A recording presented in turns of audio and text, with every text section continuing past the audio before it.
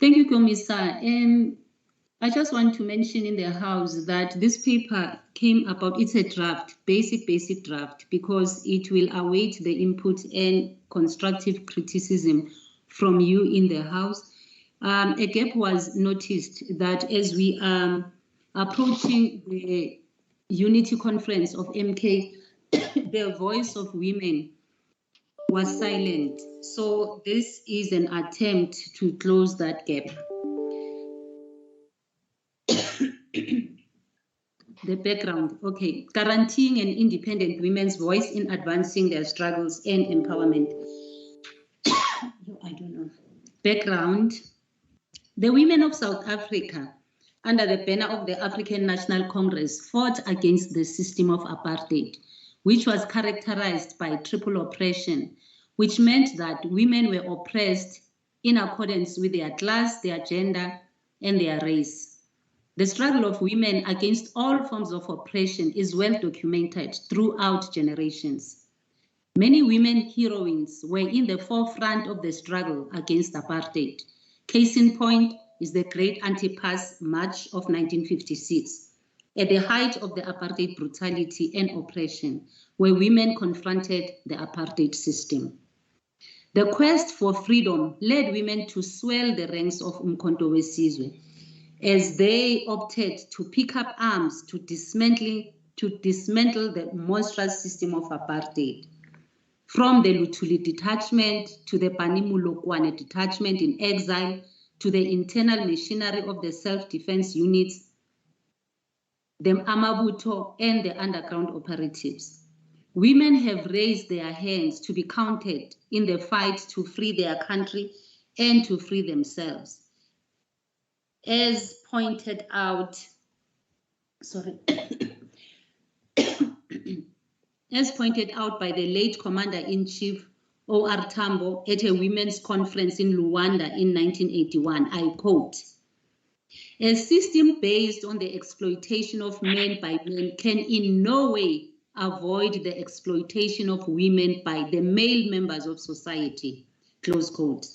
For that, or further to that, the words of O.R. Tambo still resonate in this period of building our developmental state and in our pursuance of national security, when he said, I quote, "Women in the ANC have a duty to liberate us men from antique concepts of attitudes about the place and role of women in society and in the development and direction of our revolutionary struggle," close quotes.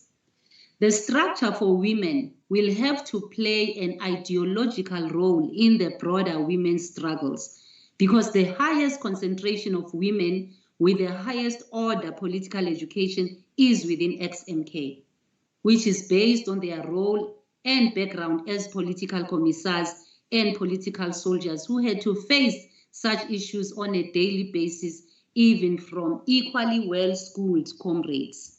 This body will be the nucleus, not the periphery, in changing the culture within ExMK community itself. My introduction. The heroines of our struggle have fought side by side with their male counterparts and have together delivered the democracy to South Africa. The marginalization of women in general in our society directly impacts the disposition of the women veterans of the liberation forces. Section 198 of our Constitution outlines the people-centric doctrine of national security that South Africa has adopted. This doctrine states one of its fundamental principles as the people experiencing freedom from want and freedom from fear. While South Africa as a society has not attained this goal, comparatively, the safety and prosperity is more experienced by men than it is by women. The reality of the socio-economic situation in the country is that South Africa remains an unequal society. The quarterly labor force survey of the second quarter of 2021 of the Stats SA makes a point that South African women are faced with obstacles that hinder them from accessing employment opportunities, and that they also have a challenge of facing unequal treatment at the labor market. The report also points to the labor opportunities that are more in favor of men, and that unemployment is more prevalent in women than it is amongst men. This situation clearly demonstrates that besides the fact that South Africa is a free country, the male-biased economic, cultural, and community practices result in women-headed households being the ones who experience most food insecurity. Women veterans of liberation forces are mostly affected in this area. Now, what is the current state of affairs after having painted this picture as a background? The trade union movement has a slogan, I quote, "Organize or starve," close quote. This is so true regarding the matter of women veterans from liberation forces. Previous attempts at organizing women could not bring the results to be proud of. It is to be noted that the constitution of the disbanded MKMVA alludes to the existence of a women's desk. It is not clear, practically speaking, to what extent this desk was valuable in pushing the frontiers of life for the women of ExMK. Similarly, an attempt that included women veterans of other liberation armies together with those of the former statutory forces, which was called WOMVASA, could not realize its goals as it had a premature death due to infighting and also some was resistance and challenging the existence of such a structure. The status of women veterans remains dire, with most of those that managed to get an education being in a better position to have access to employment. Even there, the victimization and marginalization of ExMK women veterans at places of employment is a reality. The majority of those that were unable to improve their academic status, mostly due to post-traumatic stress disorder and other reasons, remain at the bottom of the socio-economic ladder and are without an income. These women veterans mostly depend on the DMV benefits. Whilst these women depend on such benefits, they are frustrated by challenges of accessing the very benefits because of various reasons, including lack of transport, lack of awareness of what they are eligible to access, inefficiencies in the DMV, etc. There have been formal programs that were aimed at empowering MK women veterans. This did not go as far as alleviating their socio-economic challenges, mainly due to their nature. There's no database, for instance, of ExMK women veterans that contains important information like the level of their education, their marital status, how many children they have, what skills they possess, what their aspirations are and their needs, etc. Such a database is critical as it will enable those that will be charged with the responsibility of empowering women to know what they are dealing with, to be able to better plan, and also to be able to deliver progress reports that are target focused and socio-economic activities that can be monitored and evaluated based on the visible and tangible improvement in the lives of women veterans of MK. Proposed interventions. As the ex-combatants of Umkhonto we Sizwe are preparing for the conference that seeks to unite them and deliver a structure that will fulfill the objectives that will be outlined, it's assumed that by default, the aspirations of women veterans are also catered for. History has proven that without the conscious effort to zoom in on matters pertaining to empowerment of women, eradication of patriarchy, and gender equality, women are always shortchanged, either by commission or by omission. In order to adequately recognize the contribution that women veterans of ExMK have made in the struggle to overthrow the system of apartheid, The structure that will be born out of the Unity Conference must demonstrate a commitment towards recognizing that the women veterans, firstly, live in a patriarchal society.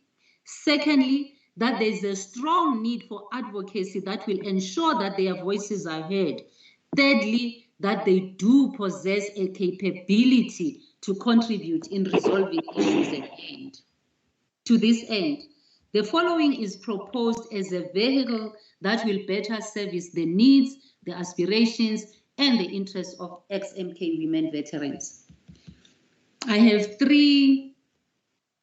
tabling 3 issues that will be tackled. Firstly, the women representation in decision-making structure that will come out of the Unity Conference.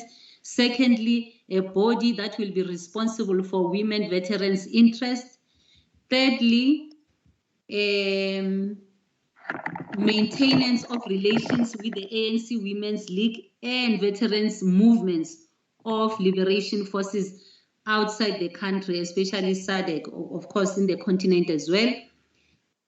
Also, the management of complaints. So I will go back to women representation in decision-making structure that will come as a product out of the conference. In line with the fact that women veterans of ExMK have fought side by side with their male counterparts against the oppressive system of apartheid, it is proposed that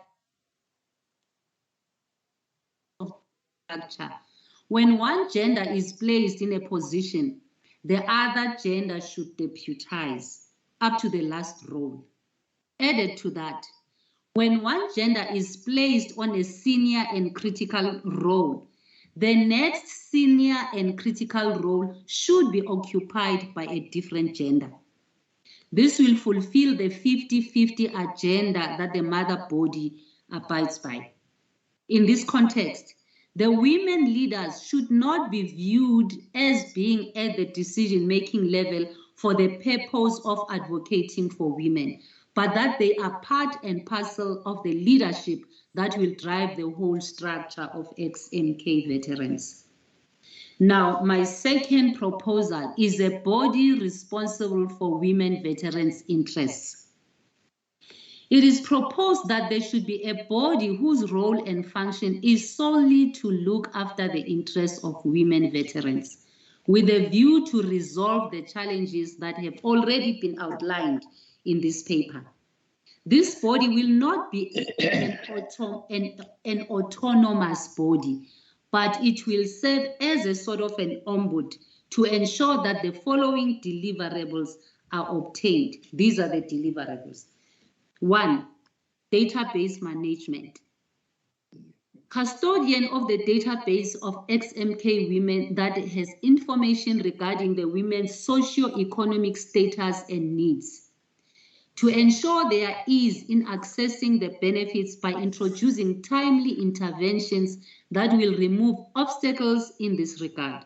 This body will ensure that the legislative framework of the DMV recognizes the unique position of women veterans. Because without having this database, you will not be able to introduce any intervention in trying to uplift women who need assistance.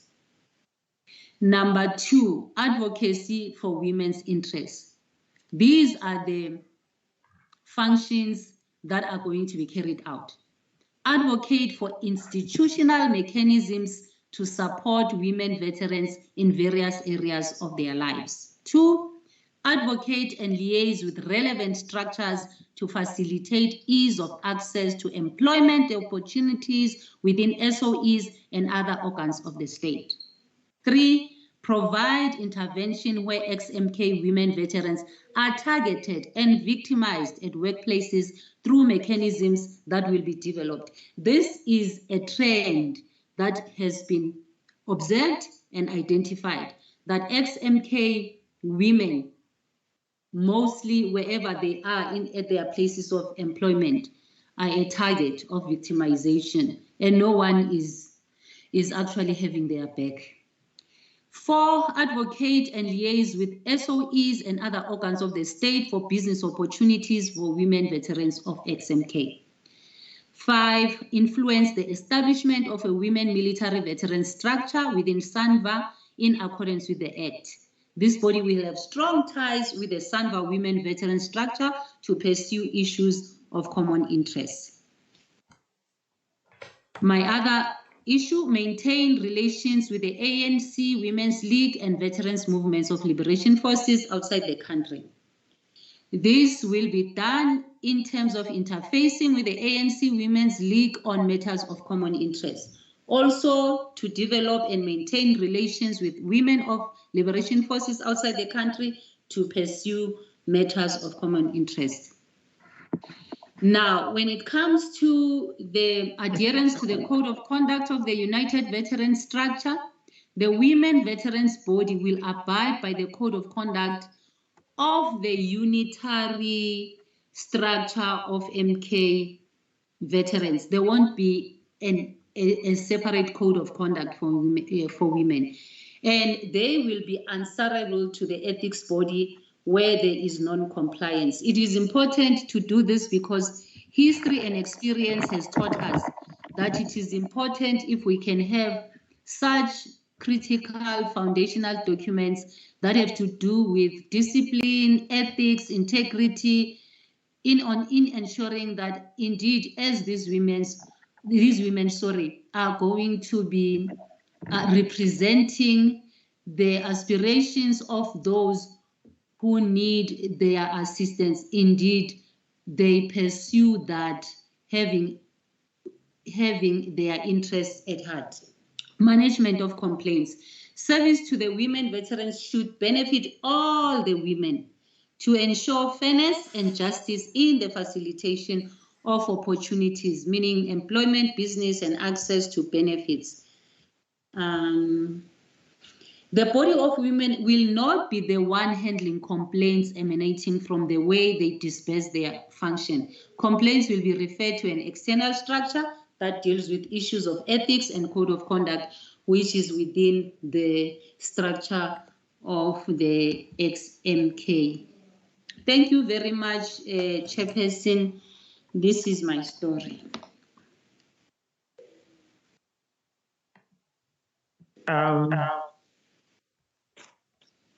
Thanks, Comrade Sally, except to say you close it on a wrong note. This is our story. Oh, yes, sorry, Commissar. Sorry. Indeed, okay. It's our story. No, I'm making this on a light note, but I'm trying to say the substantive issues you've raised are telling us that the issue of women is not only a personal or women's issue. It's a societal issue. And within the context of MK, men and women have a responsibility to make women take their rightful place. I just felt I should foreground my summation of what the content of your very structured, well-researched, and well-articulated paper say. Now, comrades, I'm going to allow for engagement. In my roll call now, I'm reading it that we are sitting at 29 participants. And it's our duty, therefore, to as much as possible efficient on time, to allow the diversity of thought, the festival of ideas to flow, so that we can add to the best brains or the best inputs that can enrich what already is a very, I'm sure you'll concur with me, a well-structured, researched, and well-thought paper. Thank you, Sally, for the effort in sharing. Now, comrades, just for me to then lay the basis for discussion. The paper is incisive on giving us the context, historical background around which we should understand why we have to implore the conference of MK to have a specialized and very focused discussion on women. It emanates from the broad history of our struggle, prior to armed struggle, during armed struggle, and currently. The second thing, the purpose of this advises us that the struggle for women has always been in the ANC endeavor by men and women to put women in the rightful place in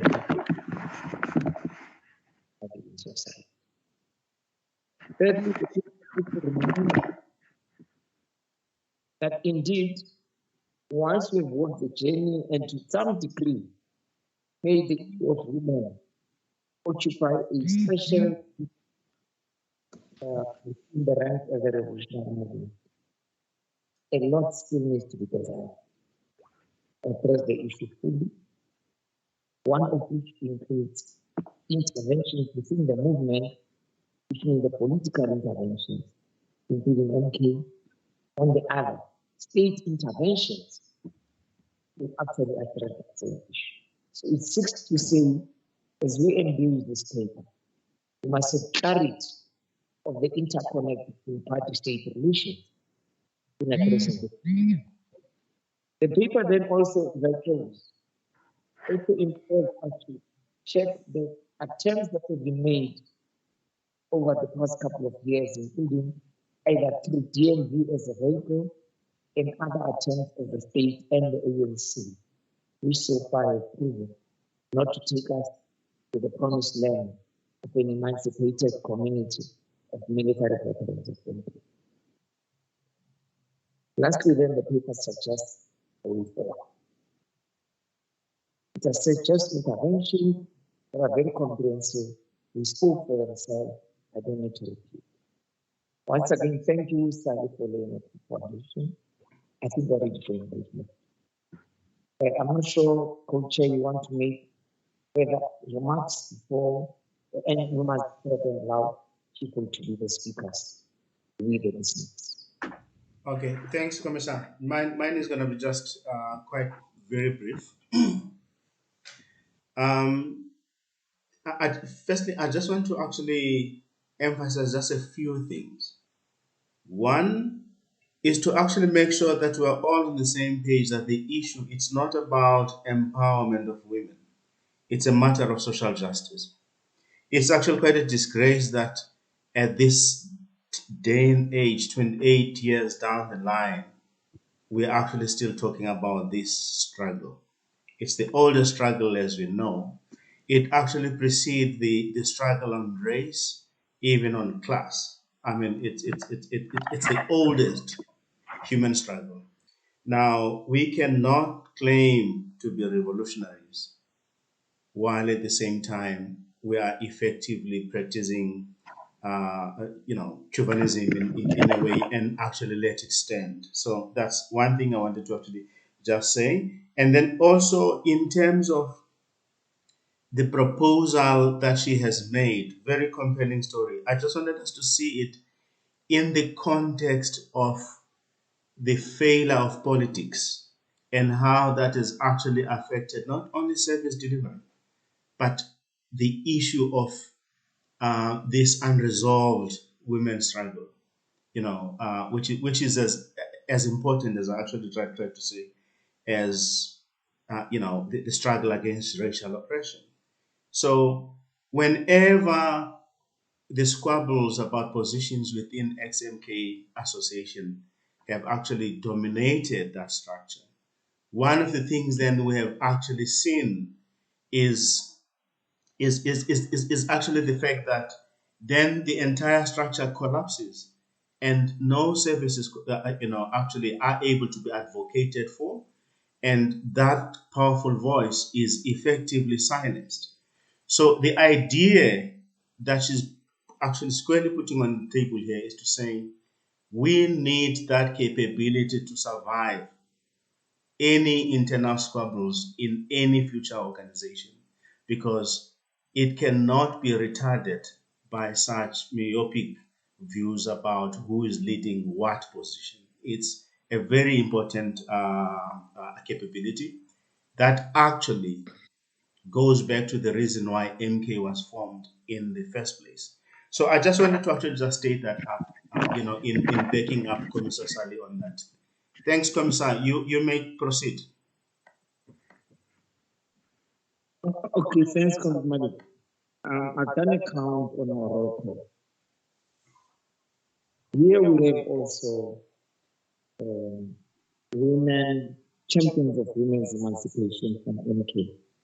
I've counted 7. Out of, at the moment, we are sitting the number of participants at 30. And the number has been increasing, which is quite encouraging. I would therefore, without being dictatorial, I really advise let's allow as much voices of women to actually be able to, not that we are saying because the paper on women is about women and for women only, but to also allow the fact that these are people also who would have had an experience that can make us sometimes have a blind eye or a blind spot. I'm really going to implore that women should be able to reflect on the paper critically, make inputs, because it's the work in progress. I will not name that the names per se, but I've counted them. So I will allow for open up engagement on the topic, to introduce yourself, then raise the issue and to raise or a comment or a question. On sequence of events, we're then going to allow a round of about 5 comments and questions, and then we engage and then take the next one. We are sitting now at, in my time, subject to correction, being synchronized at a time. I was sitting at 1853, which is not bad in the sense that we started at 6. But in essence, we started at around 20 past 6. So we have budgeted for 2 hours. Hopefully, we will actually be able to even do and close earlier. But worst case scenario, by 8 o'clock. I open question now.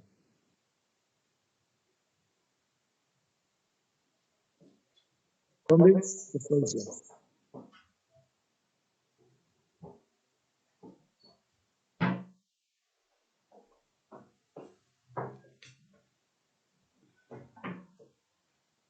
Am I audible? From my side, yes, Comrade Chair.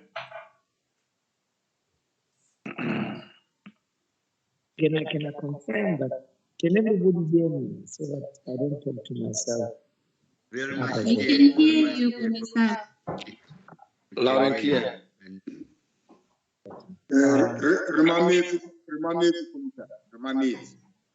Okay, thank you. I can hear you, Commissioner, but I have to charge my battery, so if I lose you guys, it's because of the battery. Good luck, General. That's fine. No, thank you, Congress.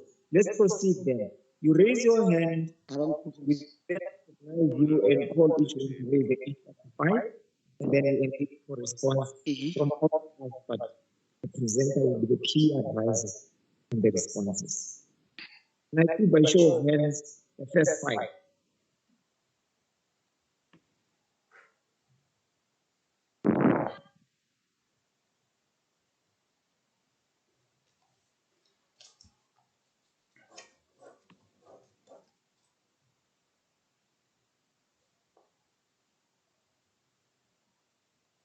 I see no hands here. It's me. Malik will assist me. Yeah, no, there are hands, my chief.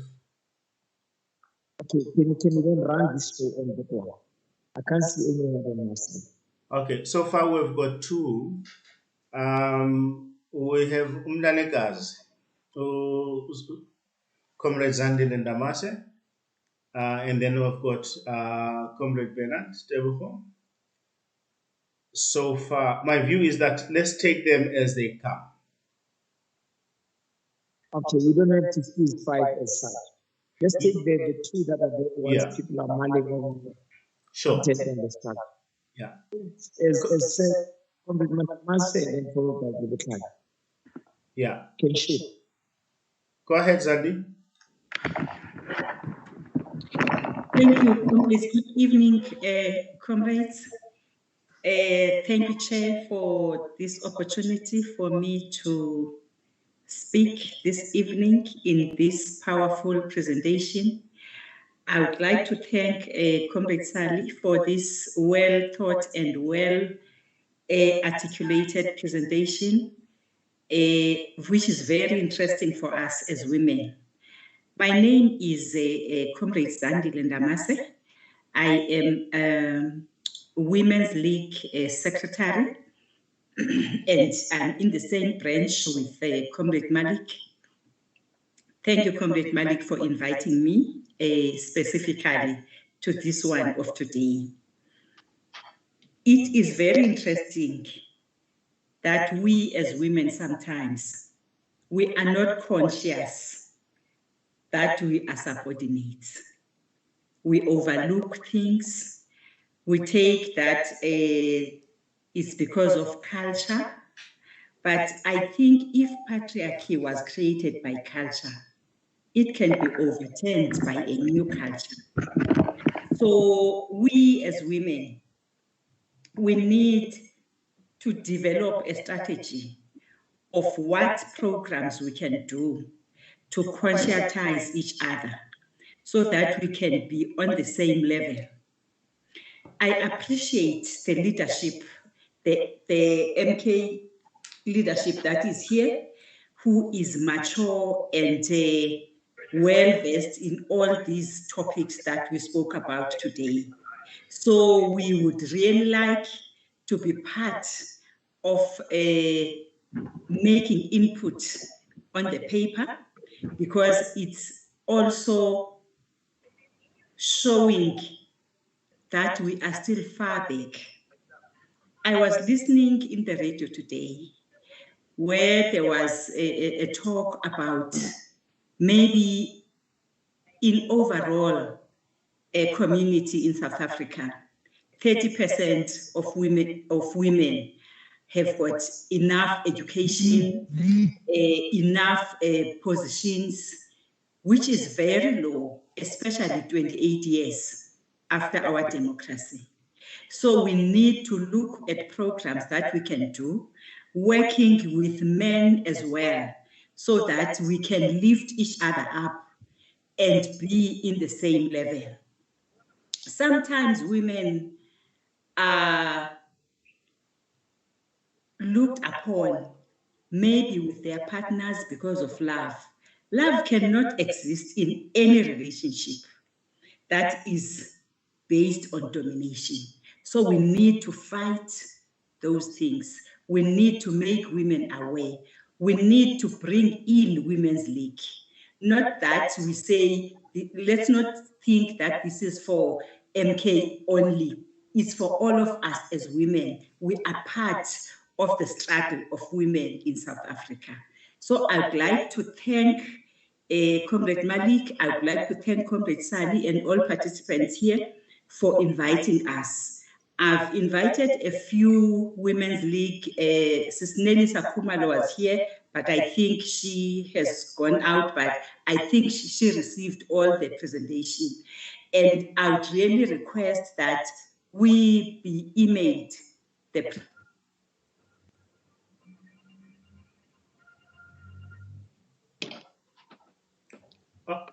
Okay.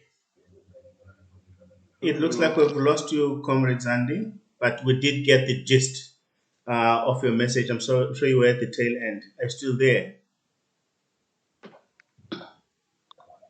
Okay. We will thank you for that, and you can just send a message later on if you wanted to add anything more, but we actually got the message very clearly. Thanks for that. Tebza, go ahead, Nyamaza.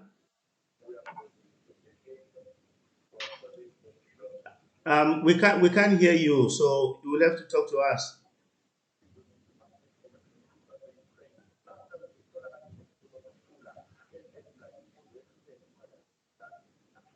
So your gadget, we can't hear you.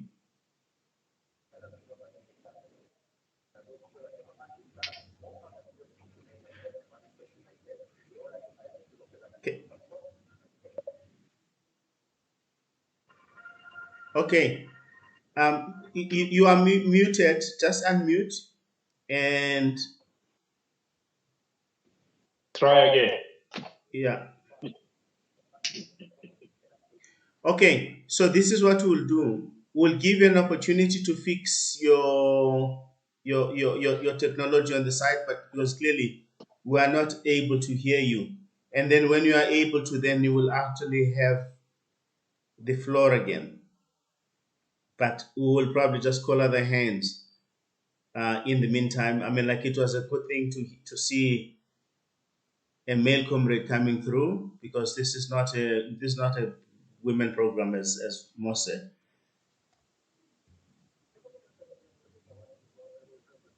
Castro, shoot, but don't shoot me in the head, my chief.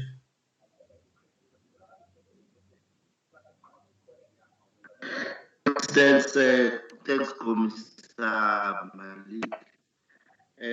Thanks, Commissar Malik, for such an interesting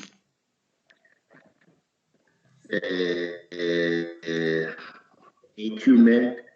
Mine is just a matter of commenting, not a question. It's around maybe the document is much than being to any or military veterans, women who are military veterans. Because it's guaranteeing women's voice in advancing their struggles and empowerment.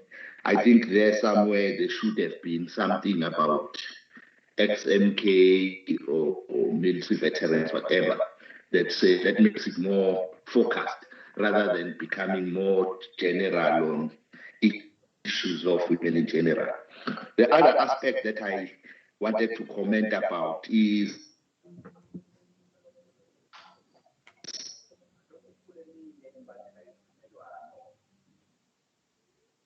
the because MK has previous. I think there hasn't been much emphasis on that, especially with regard to the background role that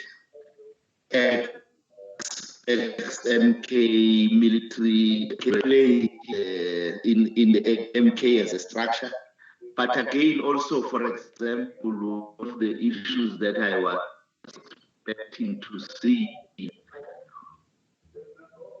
is also around challenges that face operation, where some were relegated into lower ranks instead of being placed in senior ranks as commanders of MK, especially with the SANDF, but also with other security agencies.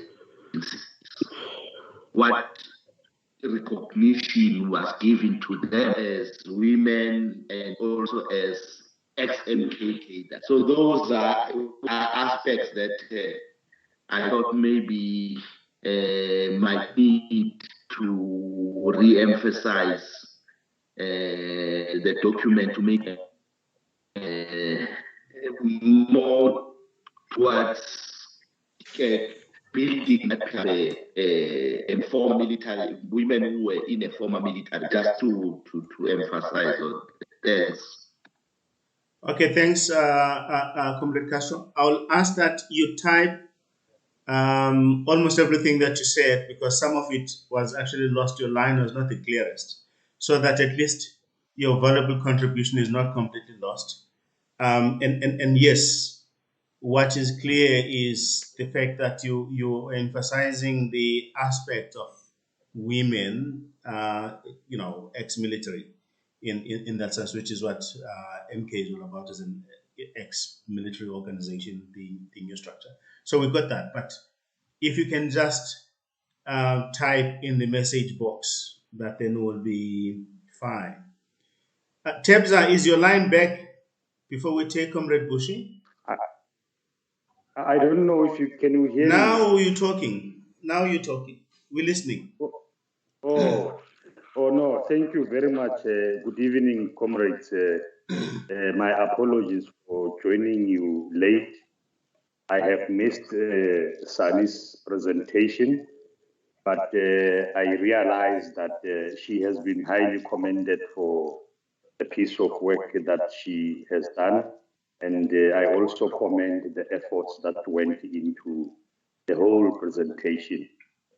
But to me, this presentation, irrespective of the fact that I do not have its details as it was being presented, to me, the presentation represents a lodestar of what Umkhonto Wesizwe needs to do going forward. Because we are the only people that are in a position to salvage whatever that needs to be salvaged at this point in time and provide a new horizon, not only for women, but for South Africans as a whole. My suggestion would be that we need to aggregate issues. We need to aggregate issues so that we develop a broader approach, not just on women. Certainly, like I said, this thing is just a lodestar. Comrades can't want to tell me that.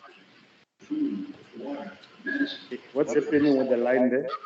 Yeah, I'm just trying to mute someone. Okay, it's disappeared. Go ahead. Oh, yeah. So I'm saying SMK, it will not be possible for any MK guy to tell us that he does not know what is happening in South Africa, what is happening in the labor sector, in the SACP, in the ANC and its leaks, in Umkhonto Wesizwe, and in a variety of military veterans existing here. No one will also say to me, he has got no clue as to what is happening in education system, in the economy, and so forth and so forth. So what I'm saying here, comrades, is that we need a paradigm. We need a complete shift to what has been happening in the past 27 or 6 years or so. We need a new paradigm shift to develop the value system, a new value system. We may not live up to the fruition of that value system, but we need to begin to do something so as to engender the new value system in South Africa and to talk to issues relating to patriotism and all of those issues. Policy imperatives around education, around the economy, around the, quite a number of issues. So I'm not advocating here for a faction of Umkhonto Wesizwe that will come like Moses descending from Mount Sinai with laws. But I'm saying let us have some team that would look into all of these issues with the view to develop a paradigm. And if we are a team, we are able to spread ourselves to cover and cater for specific and certain areas or certain sectors, things that we will be able to sell, either to the ANC or to the South African public at large, which in our view would be a complete shift, a complete paradigm to what has been happening. This presentation gives us that opportunity to think in that context. Thank you, Chair. Awesome. Okay, Comrade Pushi. Yeah, thank you, Chair. Am I audible? Very well. Thank you and good evening, comrades. Good evening. My name is Petros Bantu Nomdigere Bushimaiman. I'm a young lion. I would like to thank Comrade Sadi for the paper that she has presented. Maybe, comrades, as we go to this conference, we should begin to ask ourselves, how do we use this conference as a way of resuscitating the values and traditions of the revolution. You know, comrades, we had a meeting, I think last weekend, as the PEC of Umkhonto weSizwe in this province. We asked ourselves very, very pertinent questions. That included, amongst others, whether our revered liberation movement or leader of the liberation movement, the ANC, is still the vehicle to take us to the logical end of our NPR, given the challenges that it is facing. In that regard, comrades, I would like to sponsor to ourselves that as we go to conference, we begin to look beyond ourselves as just a section of the liberation movement that's looking at its of course, I know our core business as the associations of liberation of veterans, the preservation of our heritage and history and legacy, which has been systematically within the ANC been downplayed. We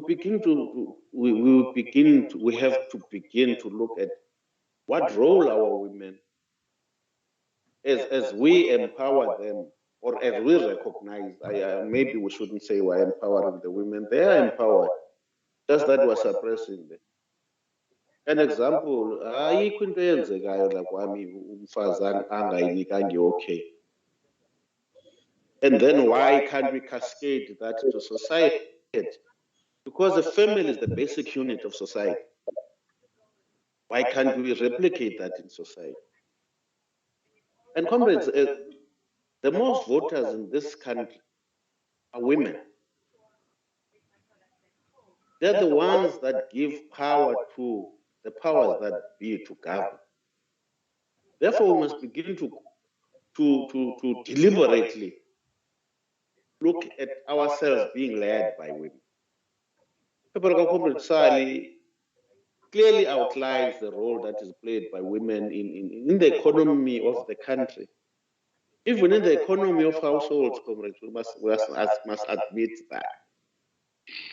We were seeing an increasing number of single mother-headed families in South Africa. And to me, in my mind, it shows the level where women should be in society. As we discuss this in our conference, comrades, we should be looking broader than just the body that we are going to come up with there. We need to come up with clear programs that women will play in terms of fighting the LGBT violence that is engulfing our society, the substance abuse that involve our young women in the country.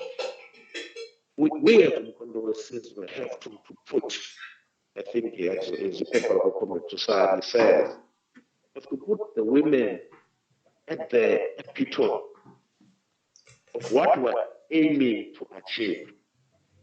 And our focus is in as much as we're focusing on our welfare and heritage, but much of that heritage, comrade, much of that heritage is in the work of the ANC.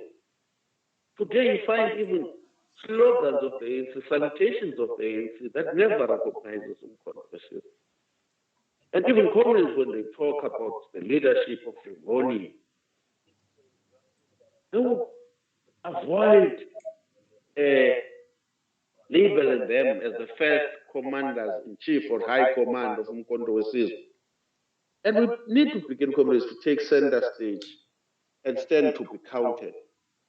And have our women, as Comrade Sali was saying, leading that charge of making this change in society. Thank you, Comrade Chair. Awesome. Thanks, Comrade Bushi. Any other hand? Question, comment? Anything? Anyone? Comrade Motomen? Hello? Comrade? Yes, go ahead. Thank you, Comrade? Okay, sorry. Sorry, just 1 second. It looks like Motomen, there might have been someone ahead of you. Okay. Yeah, so let's just allow that voice to go ahead. I think it might be, I think on my screen I've got Comrade Tiro or a name like this. So I'm sorry if it sounds disrespectful. It's just that It's me, Comrade. It's me, Comrade Martha.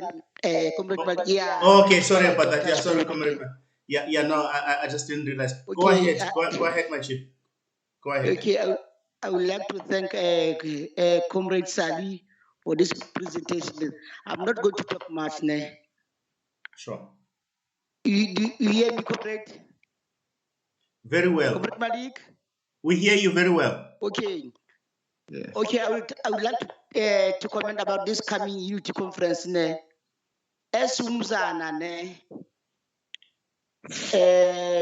must not.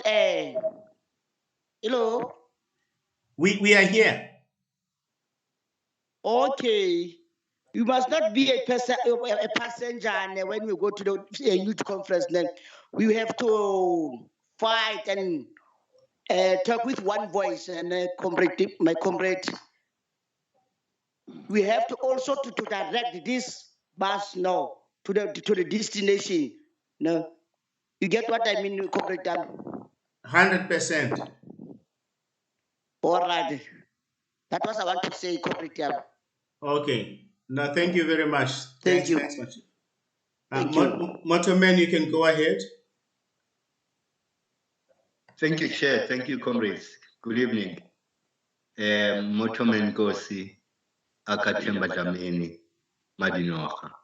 All that I just wanted to contribute from this well thought, well researched, well articulated document is my plea with all of us who goes to that conference.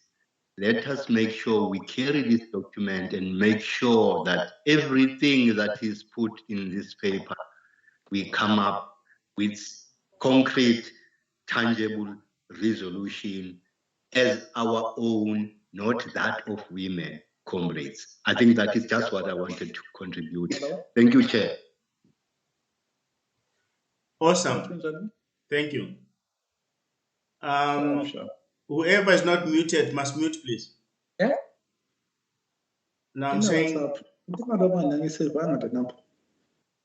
hey, Ray, ngizokuthumela swampini. If uzane anak. Okay, is there anybody else? Any other hand? Songo. Yes, Commissar. Thank you very much, Commissar. First, I wish to congratulate Comrade Sally for job well done. I went through the document. I just have one question for clarification, that when she talked about the structure and SAMVA, the women's structure and SAMVA, I just wanted to find out if the relationship between these women and SAMVA will be similar to the relationship between these women and ANC Women's League. Just wanted to get whether the relationship will be the same. But thank you very much for a job well done, Commissioner. Thank you, Commissioner. Awesome. Thanks, Mthongo. Ray, your hand is up, Nyamazan. I think you are next.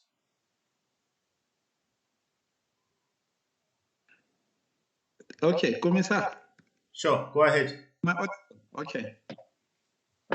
Yeah, good evening to all the comrades. And sorry, my voice in here is not okay today.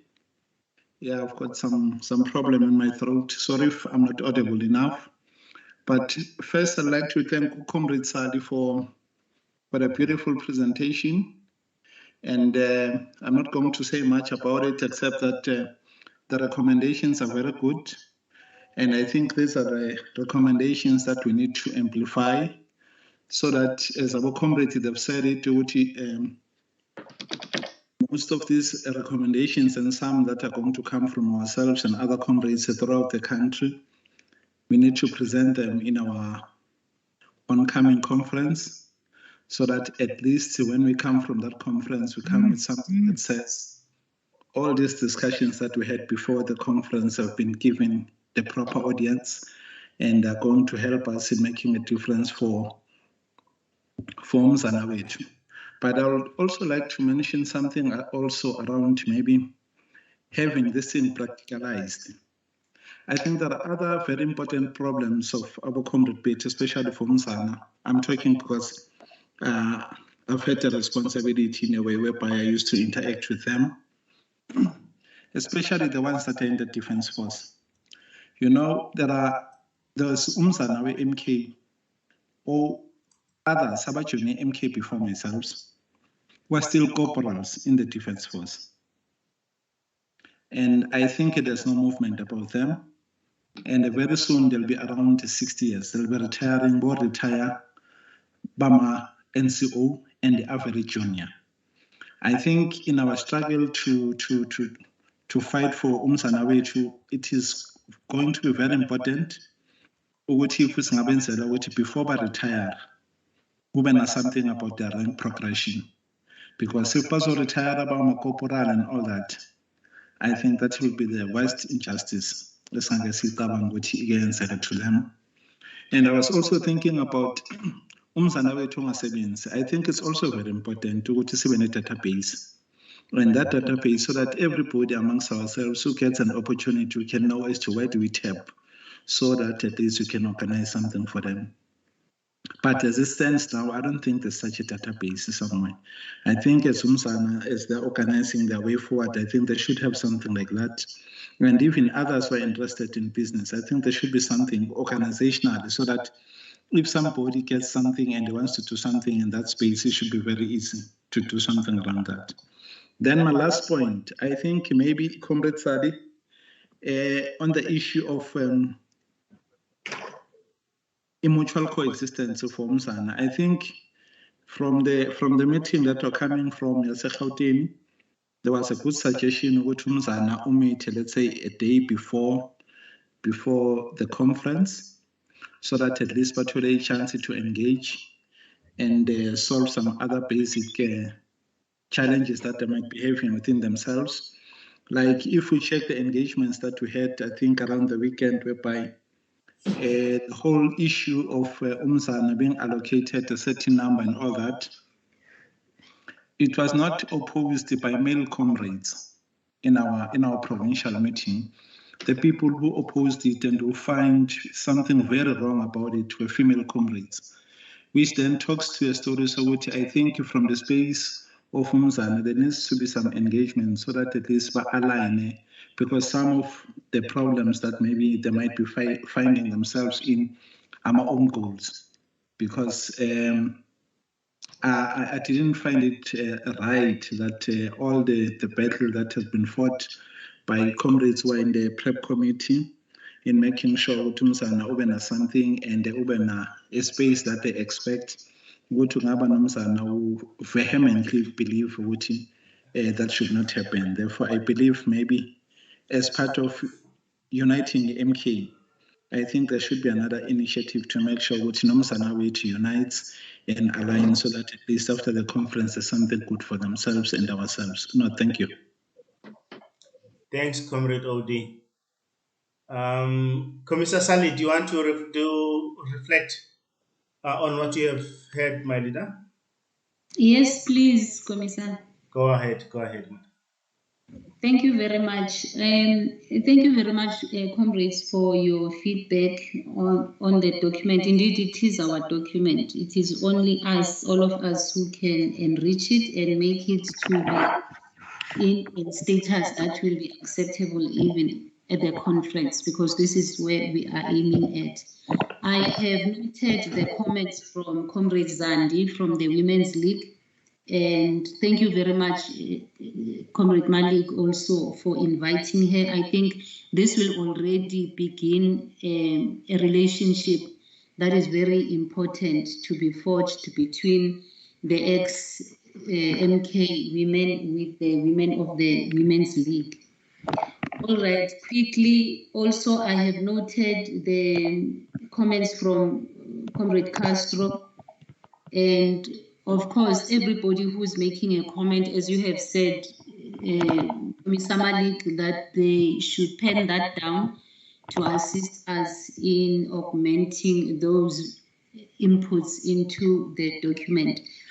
I just want to mention Mr. Castro.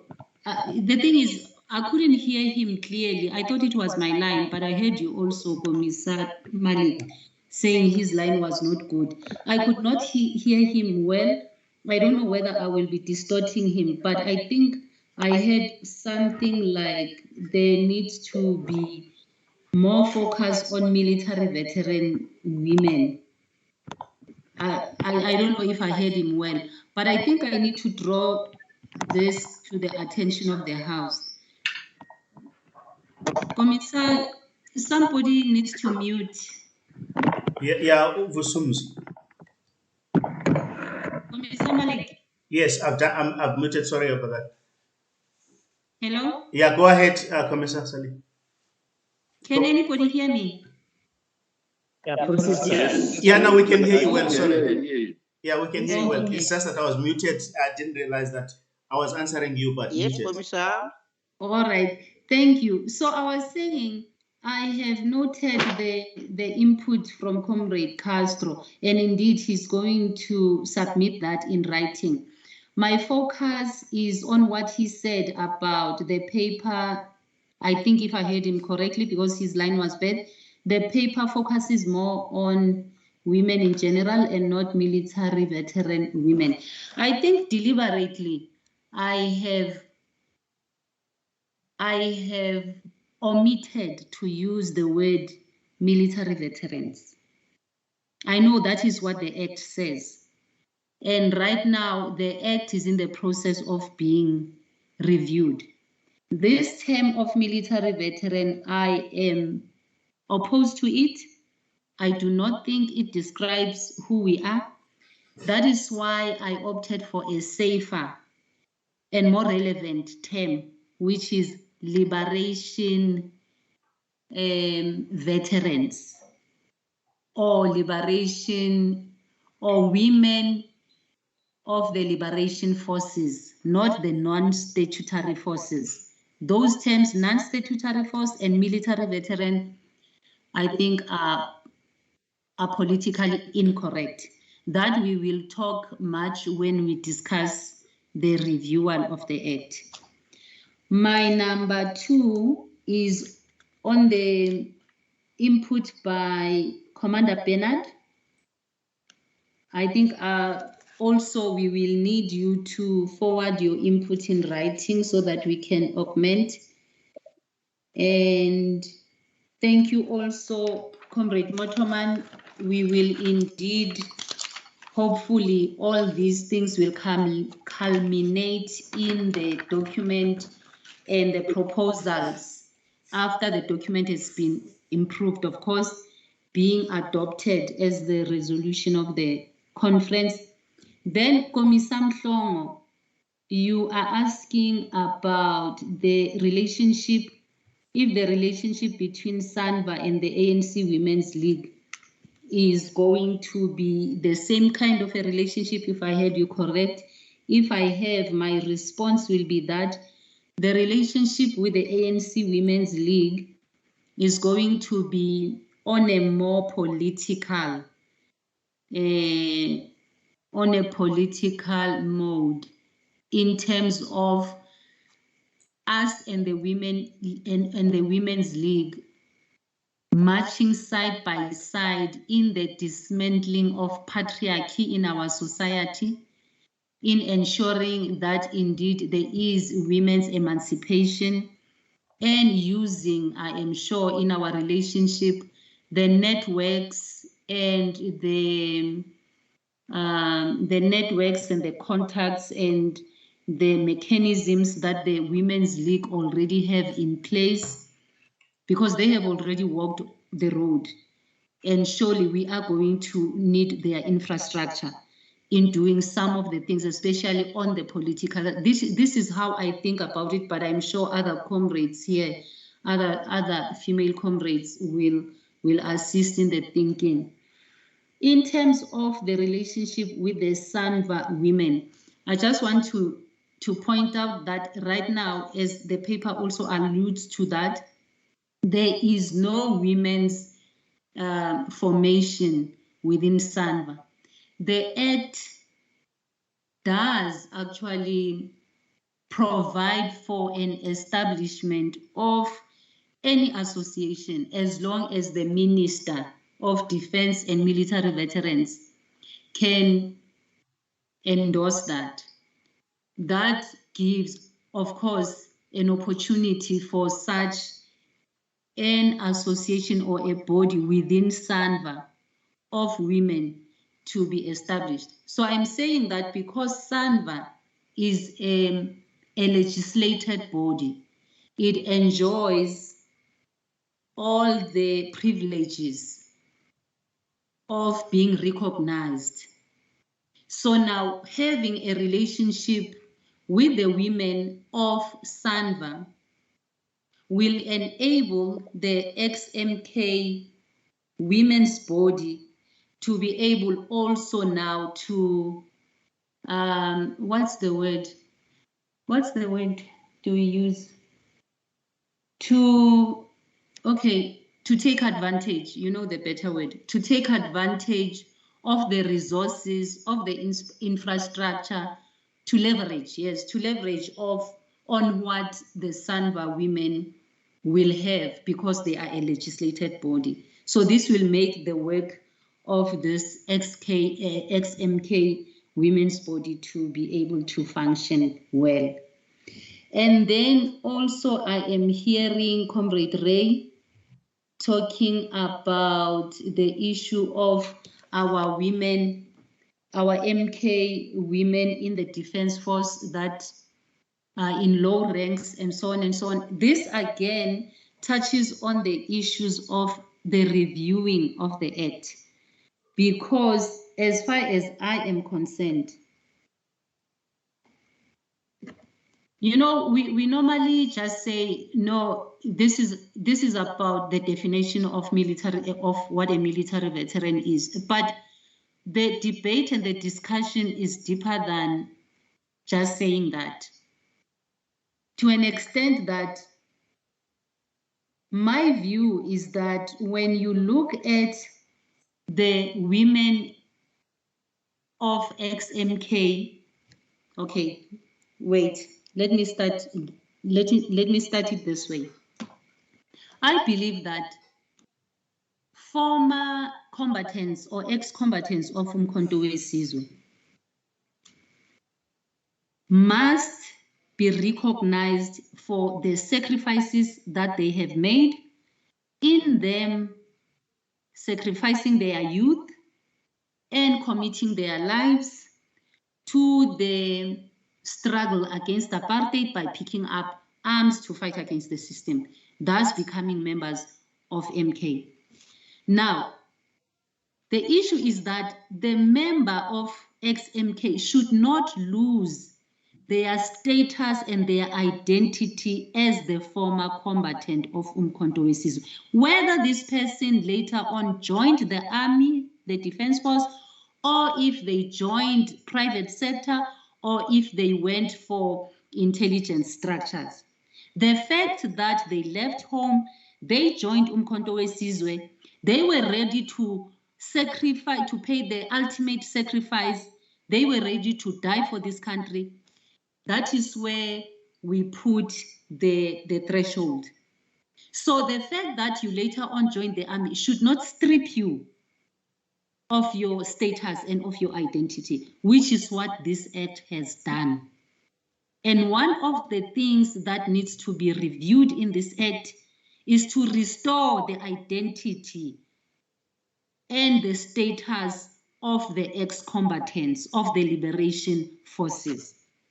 That's my number one. So that answers the issue of the MK women who are in the defense force who are ranked low. In that, because these women are not just the members of the National Defense Force of the current South Africa, they are also members who are ex-combatants of Umkhonto weSizwe. That then should be used as a point of alleviating their ranks and promoting them because of this issue of the fact that they have sacrificed for their country. Well, other issues that have to do with the definitions, those contributions will come when the issue of the review of the Act happens. And thank you also, Comrade Ray, about reinforcing that plea that women of MK need to have a day before the conference starts, so that indeed we have to find synergy between ourselves. We have to kill the us and them. We have to find each other so that by the time we sit at the conference, while we are uniting everybody, we cannot afford to have disunited women, because again, we will risk a situation where women who are disgruntled and who will be disgruntled because of the fact that they see themselves as outsiders, they are going to be prey and they are going to be used by unscrupulous males who will want to use them as proxies in their fight to ascend the ladder of leadership. I think, Commissar Malik, I will pause. Thanks. Sorry, I will pause. Thank you very much. Okay, no, sure. Now, thanks, Commissar. Just to add a few things before I give to Comrade Temba Mabonla. Now, there are a number of things that we need to remember here. Comrade Castro, on the issue of women in military versus women in society in general, please see that link in the fact that women in MK are not an island.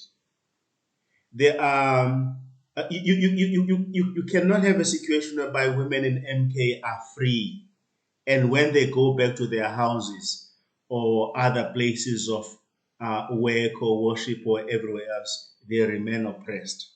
So when Commissar Sally in her paper raised the issue of this structure within this new MK entity, has got such a strong, powerful voice, not to only win the fights within MK, but to be effectively the spear that must ultimately, pierce into the heart of patriarchy in society in general, which is where you should see the relationship with the Women's League and other people.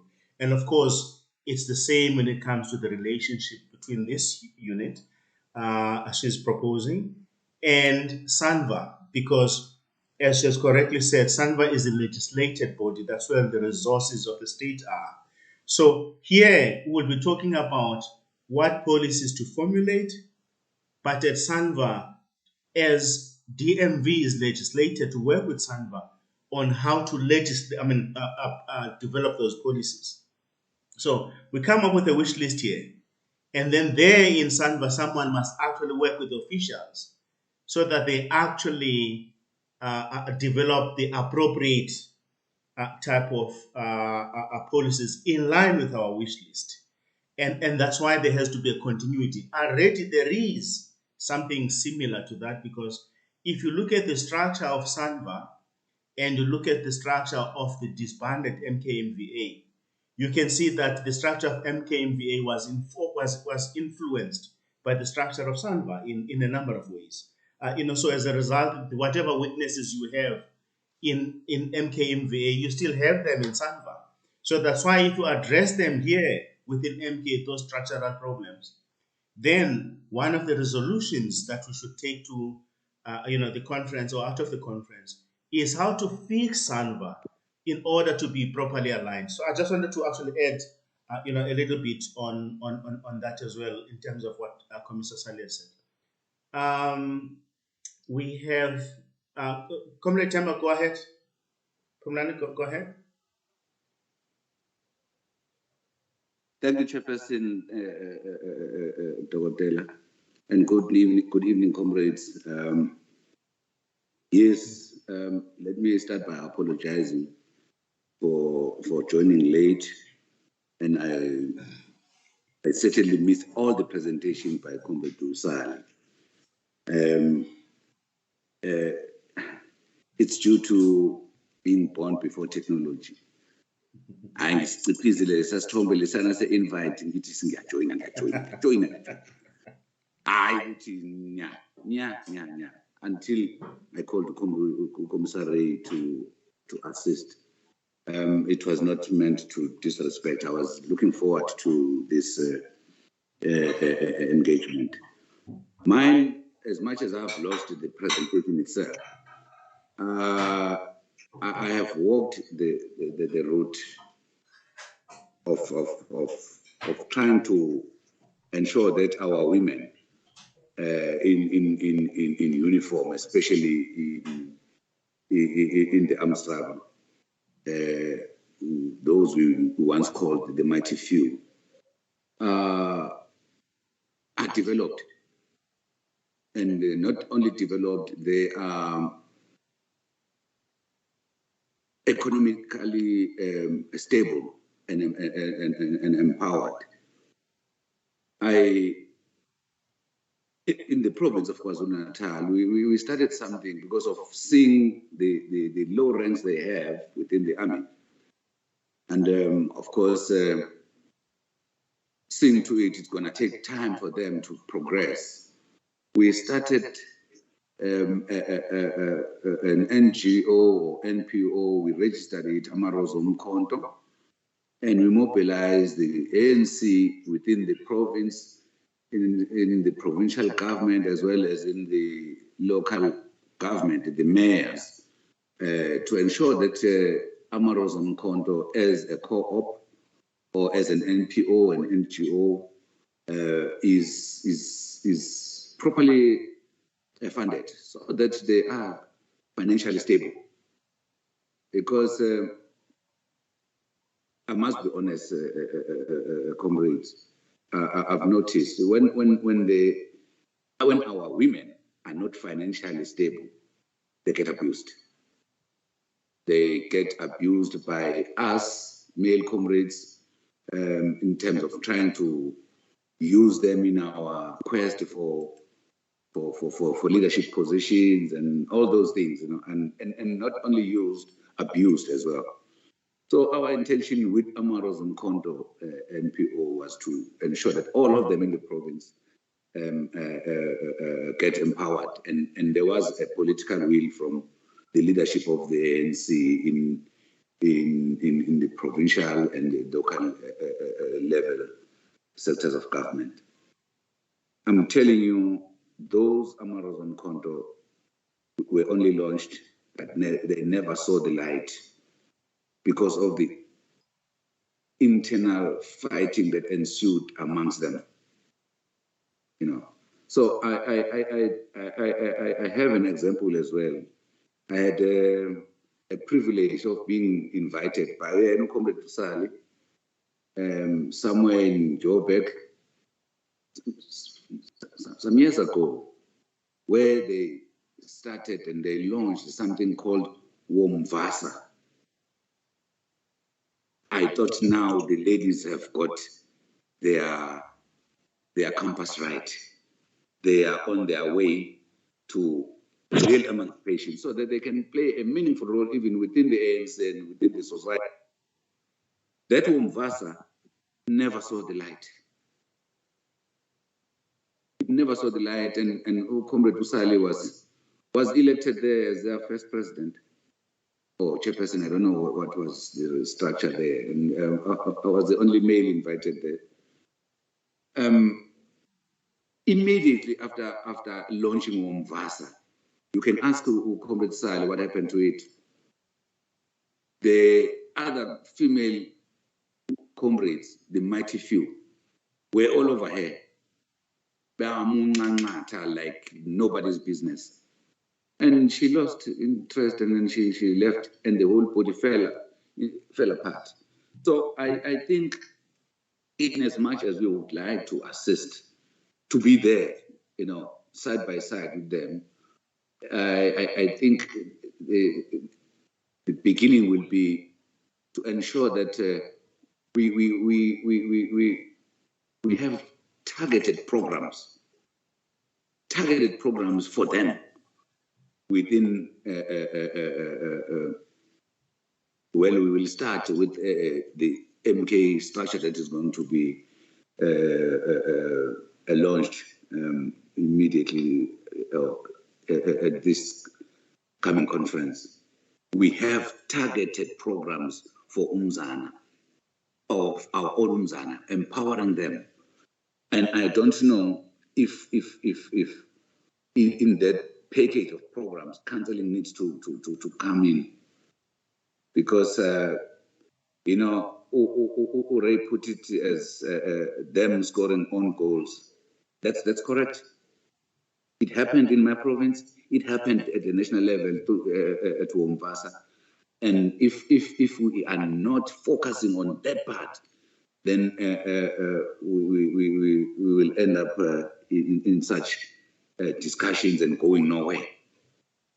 So these are lessons learned in our efforts to ensure that our own mighty few gets developed, gets assisted financially and otherwise, because I think they don't only have a role to play within the military environment. I think the society needs them. I think the ANC needs them even more. So if we are going to go into this conference, yes, they must have this a day alone, but it shouldn't be, it can't be a one-day thing. The damage is too much. They need a targeted program that will constantly put them together, workshop them, empower them in various fields: agriculture, politics, business, everywhere. They need to be there because of their compassion when it comes to the country, to this democracy. Because as Commissar Sally is putting it, they saw it fit to sacrifice their youth, even be ready to sacrifice their lives for the future of this country. Others lost their lives. They died in combat in Angola because of the determination our women have. But there is this thing that needs to be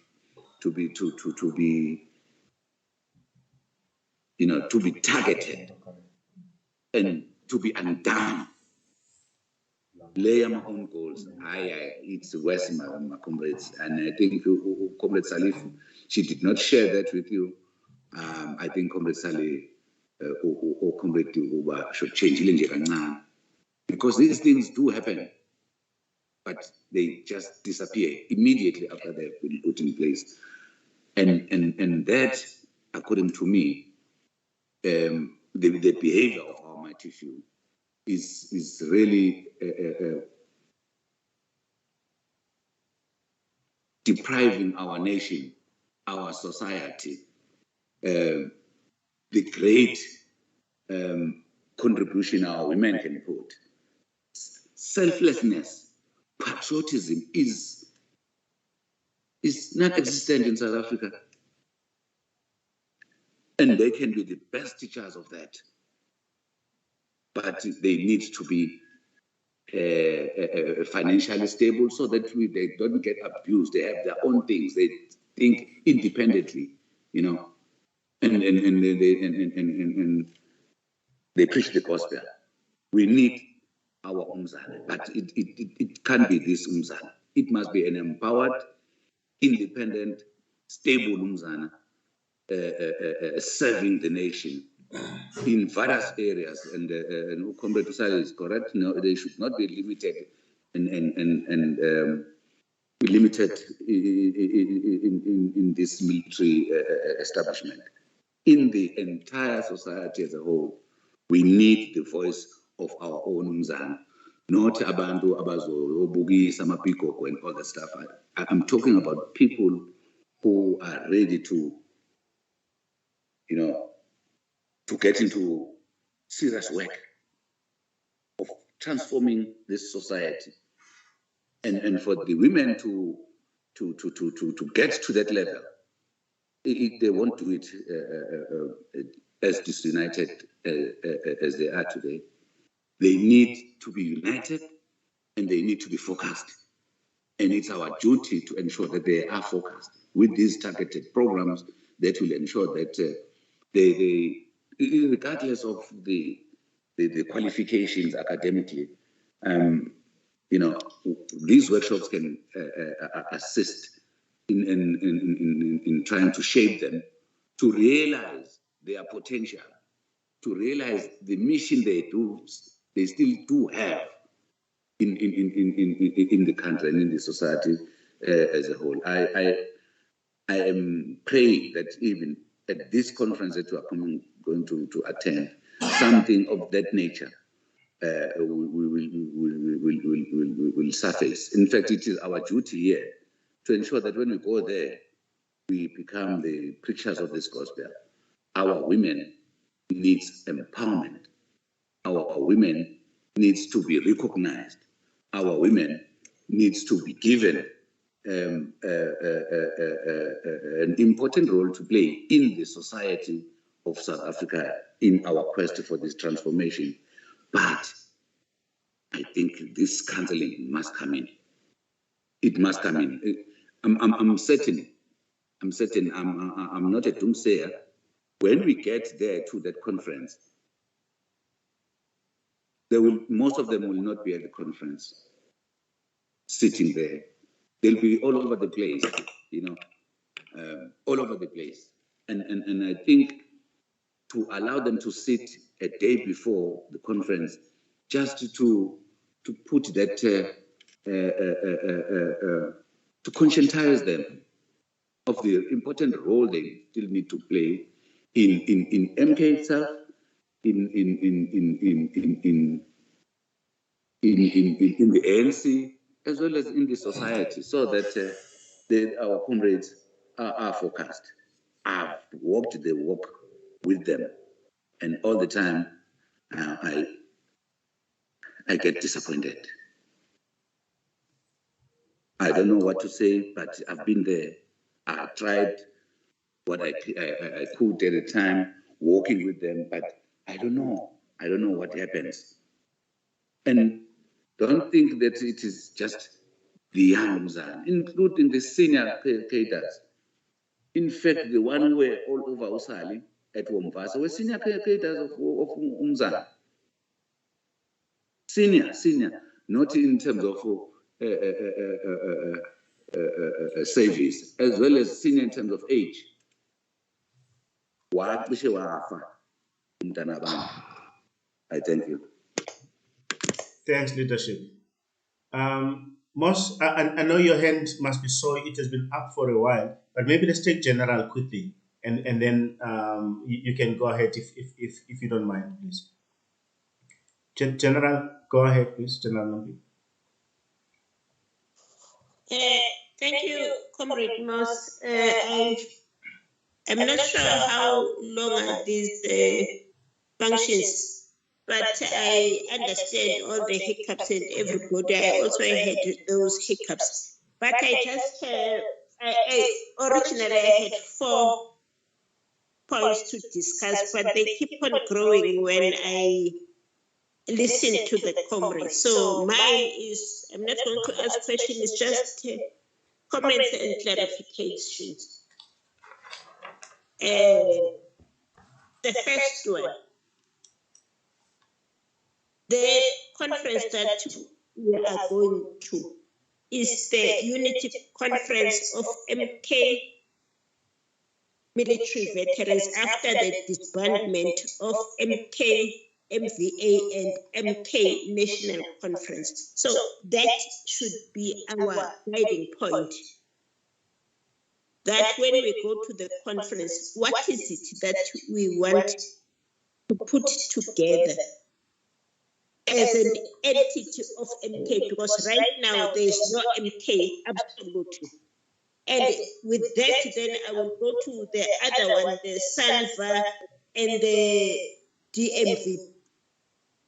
DMV, there were roadshows for all the associations to have their conferences. We delayed that process of DMV to hold their conferences so that the SANVA can have their general elections and nominate a new leadership. It is us again, MK. So for the purpose of this conference, I don't think we should talk about SANVA. I don't think we should talk about Womvasa, because I was there in that meeting here, Womvasa, but I was still serving that time. And I'm not aware of all the infights and everything. But that is another story, another politics. But also my comment, ESANVA, yes, is legislated. But ESANVA, for ESANVA to look at all the military veterans association, SANVA must be recognized by the international body as an association of South African military veterans. So again, when I'm listening to that, we want to change the act and we want to say the act must reflect liberation war veterans. What are we saying to the age group and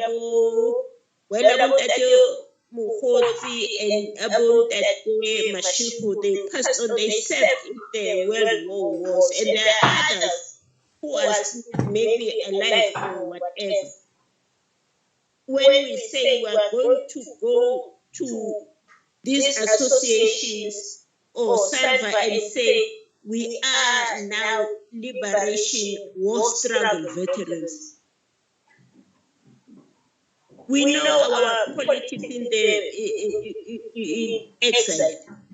Not everybody was deployed in the front to fight the enemy with the gun. Some played their role in a diplomatic mission. Some played their role in a supportive environment. But they were trained.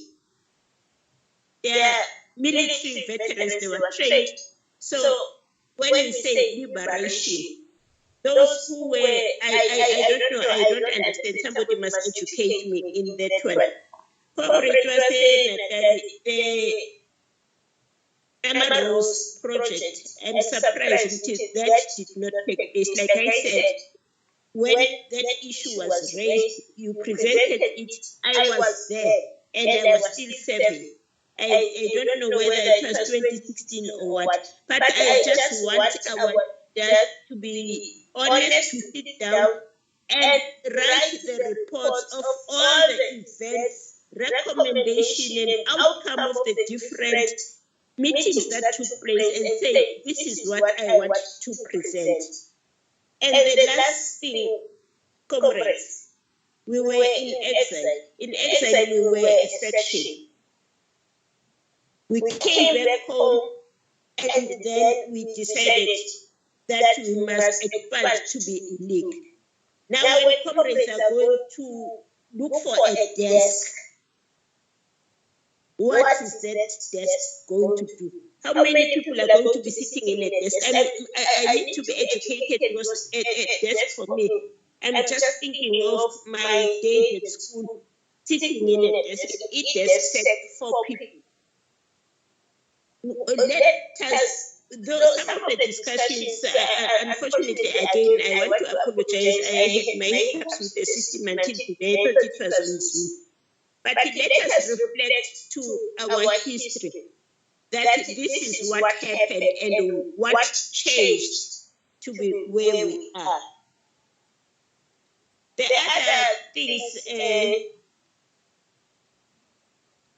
the most important thing is that when we go to the conference, let us think of South African veterans and their association, the international body. What is our role that we are going to play there and be recognized and participate throughout the veterans issues throughout the world, in France, wherever, and invite some of the veterans of those worlds. And that is my plea. Verification, somebody talked about verification. Yes, verification must continue because we cannot take abantu basestradeni ukuthi just because umuntu uku-CPR. Yes, CPR is a guiding point. Abantu bangenile, we know we recruited people ukuthi bazoba bonesi nani, banama-force number and all sorts of things. But if verification must still happen, even the SDUs must be verified, their commanders must confirm and say, yes, these are our people that we trained. And none of the commanders, it's not possible to all the commanders are dead, we can't verify them. But we know them the way. It's an establishment that was created by our organization. Azandla did not integrate. Azandla, General Nyanda was chief SANDF that time, questioned the 2000 plus of Azandla. Where were they? And they came up with a list of 200. I was director military veterans affairs during verification and part of the interviewing. Some of them could not even pronounce or spell Azandla. But unfortunately, our deputy minister recognized them. So why can't we do the same with the SDUs? Those who are known, those who are verified, those that the commanders can say, I confirm this is our person. Because then this will alleviate this hatred and anger of people pointing to 16 years ago. So, training exercise, some did not train. On the question of members who are serving, that one should not even be discussed right now. Because the members who are serving under the Defense Act, not the Military Veterans Act. Minister and whoever is responsible must call those officials in order to say, review the integration, because integration process was closed, but review and open it for these people. That's my take. Thank you. Thanks, General. Commissioner Moss, can you go ahead? Chair, I've been, my hand was up for so many times. Right? Please recognize me. Yes, do you mind going after Moss? He has been, I'm actually occupying his seat as because he's chairing. So he might have an announcement to make or something like that. So I just wanted him to have his bite, and then you're gonna go ahead. Please, I beg your pardon on that. Moss? Let him proceed. Oh, okay. You can go ahead, my chief. Commissioner. Okay. Thank you, comrade. I think one of our problems is time management. So as we go forward to this conference, I think question is must be our priority, because we are not going to sit there. People are not going to sit there and talk history and talk whatever. I'm saying with that conference, as a unity conference, must have quick wins. All these problems are known by our leadership. Our problem is that as MK, everywhere we are marginalized. Now, we are fighting the bureaucracy within our country. You understand? So marginalization is very rooted, everything. So we have a lot of problems. But I think the quick wins, because time is not on our side, Comrade Moss. Time is not on our side. I think guys need a social welfare. Guys need all those simple things that can make them recognized as human beings. Let's not go there and talk history. History is known, even if it's not documented. We understand. We know where we come from. But if we go to that conference, those who are going there, if we go there and start, talking so that we encompass the whole country, we know we are going to come out of that conference empty and not have achieved nothing. Because I don't want to name people, but I'm telling you, we had our own ministers, women as ministers, and they know those problems. We had our own ministers as male, they know those problems. So those are the things. But I think we're failing our older generation. Comrades are dying every day. Now, my take, Comrade Moss, is, and Comrade Ray, time management, have a clear what you want to discuss. That conference cannot discuss everything. It must be a springboard or a springboard to achieve our quick wins for our comrade. Some of the things are embedded with Defense Act and embedded also with statutory. We're not going to win those things. So that's my take, but I think a program must be clearly articulated and we must work against time, Comrade Ray and Moss there and the other leadership. That's my take, but we must not talk history. All of us, we know where we come from. We know that women are disadvantaged. We know that there are a lot of things associated with our women. But be me. Let's get focused and deliberate and achieve what we want to achieve through this conference as a vehicle going forward. Thank you very much. Awesome. Thank you very much. Moss?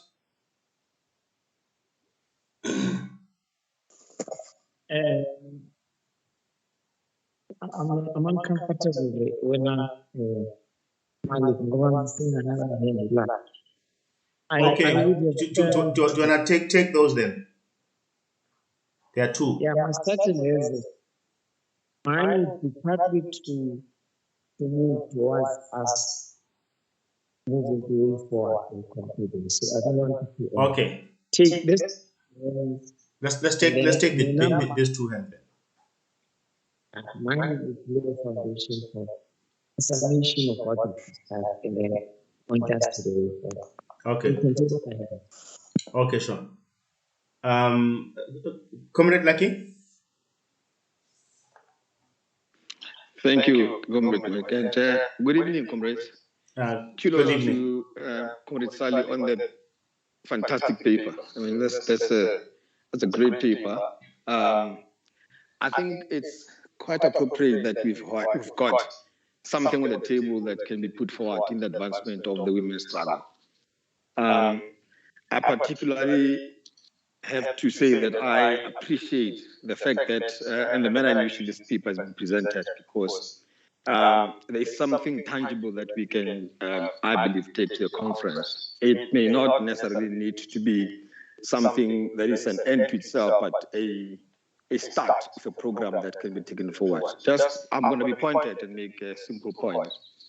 One is reminded of the days when we started with the employment equity issue in the workplace. And I'm mentioning this particularly because all the struggles that Black people and Africans and women and African women have faced within the workplace. You can see it in so many organizations, and I think ours is not well, it is part of those, let me put it that way. One thing that I would have wanted to see in the paper is something that talks to an enabling environment to set up this type of propositioning, what the paper is giving for success. And if we were to do that, I'm going to give an example about creating an enabling environment and culture that makes sure that everything that went into achieve that is proposed in here can literally thrive and survive. In particular, when I point to my example, it will be about the role of men in making sure that we make this a success. I'm one of those that would want to admit upfront, and that says that in terms of the culture, perhaps what we need to be doing is to look at whence have we come, why did you not achieve the gravitas that we ever sought to achieve? What were the impediments? And perhaps within the culture, as I may repeat, it's look, we have got things to unlearn, especially as men, perhaps as women as well. We have things to unlearn, and those things need to be surfaced, and we need to go through a process of unlearning some of the bad behavior and stuff that we've done before, so that we can pave the way. And then from there, begin to understand things that we should learn as male counterparts in this struggle to support the advancement of women's struggle within our ranks. And so that I would then propose perhaps is something that could be affixed or append into the paper looking forward to say, if we do that, we have got to recognize that there is got to be a change of mindset and enable environment, to work on the culture and make sure that we can achieve whatever we set to achieve, never to repeat the mistakes that we did, and actually making sure that there are tangible and practical things that needs to be done. One of them, as an example, is we cannot sit in any environment without at least a policy on sexual harassment. Thank you, comrades. Awesome input. Thank you very much. I think we've got the last one now. 60.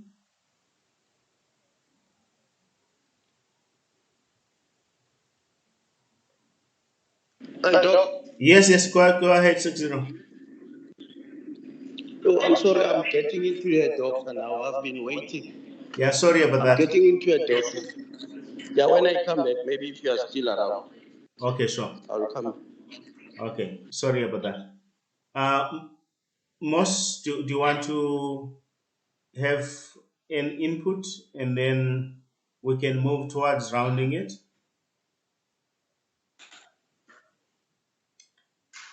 Unless there is another comment, of course, but we don't have any hand at the moment. Yeah, I'm looking at time management. Okay. We are sitting at 8:15. So we are now bound to start meeting. But when we started, I made an appeal, which I want us to do that. Women even tried and tested in person. Moss, you keep disappearing. Your line is not very clear. Am I clear now? Okay, go ahead. Am I clear? Yes, we can hear you, but we'll let you know when you're fading again. Okay, cool. Sorry for that. I'm saying I checked roll call, which will get women tried and tested cadres in this category. And I made an appeal. If I want to, before I even come in, I can even sacrifice my income. You hear that? We have a tendency of inadvertently being monopolizing a voice that's supposed not to be.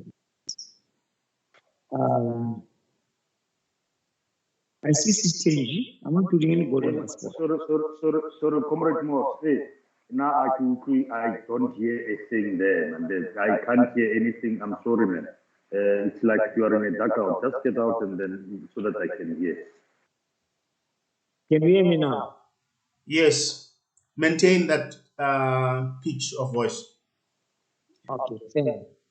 There's no dugout in my house, I can assure you. There's no militarized house.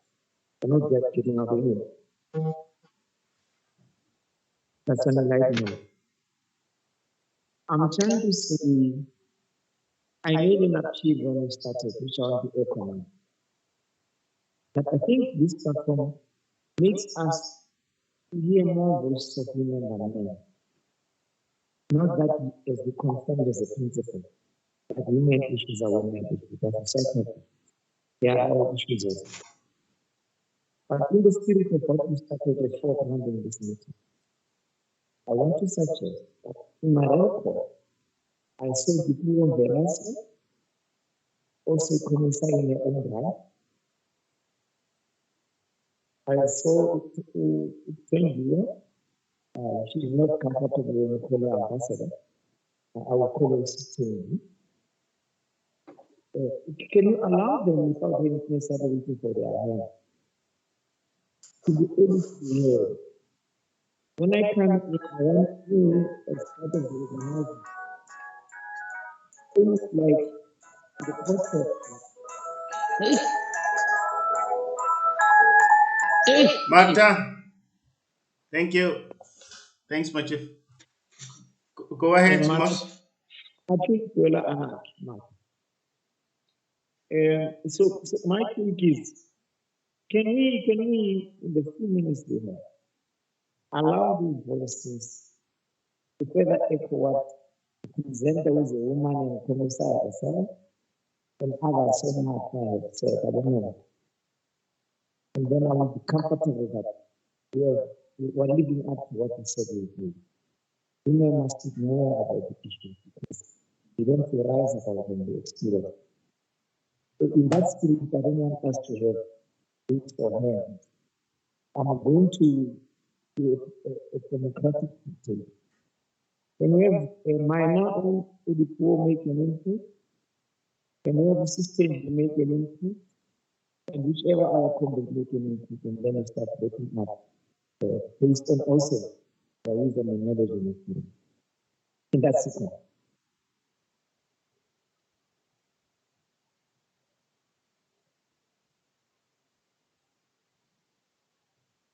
Minor.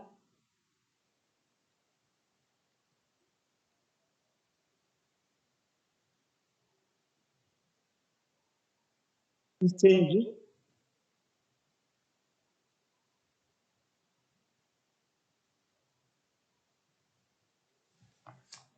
I see them, I don't hear them.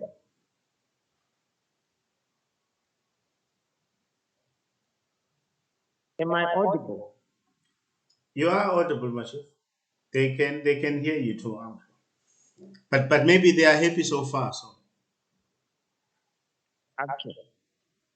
If I've satisfied myself that we have tried, I want to appeal that the paper to me gives us a very firm foundation from which to make conference delivery in a very focused manner, in a manner that will take us nearer to the vision of making sure that we have our own municipality as a stronger community. And therefore, I want us to look at the paper and see where we can embellish it in specific terms. I think I want to suggest that in the paper, if Comrade Sally can put and us, I will need my own written input. If Sally can and other directors or other people, you will co-write our Malik. Therefore, I imply you as well. You can then embellish the area of the problem statement. A statement that analyzes the problem, its evolution, and where it is, including, among others, why we fail when it is many things, and where we succeeded they should do. The problems with treatment point failures in areas of potential success. The second part of the paper would then be able to, in a very succinct way, give us a sense of, Mavunda has mentioned many interventions. Nompi has general has also echoed. We have a genuine walked of concrete things that we did and we started them to fail. What made Mombasa fail?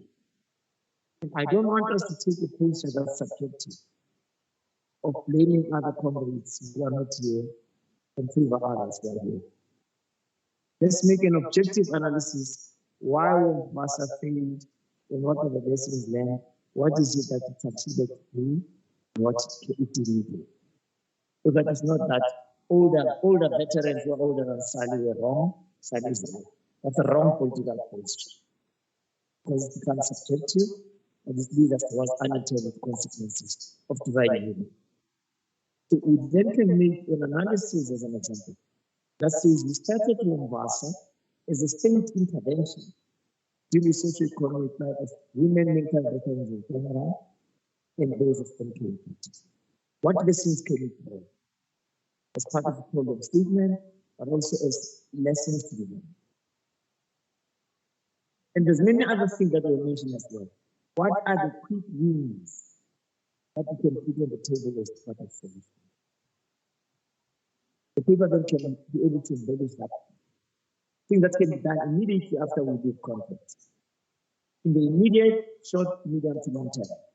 So that we have a clear vision of where we are 10 years down the line with what we're starting to do as the revamped or revived MK.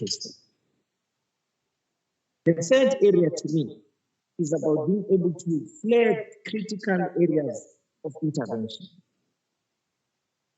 There are areas that are policy related. What are those that we need to do and temper with?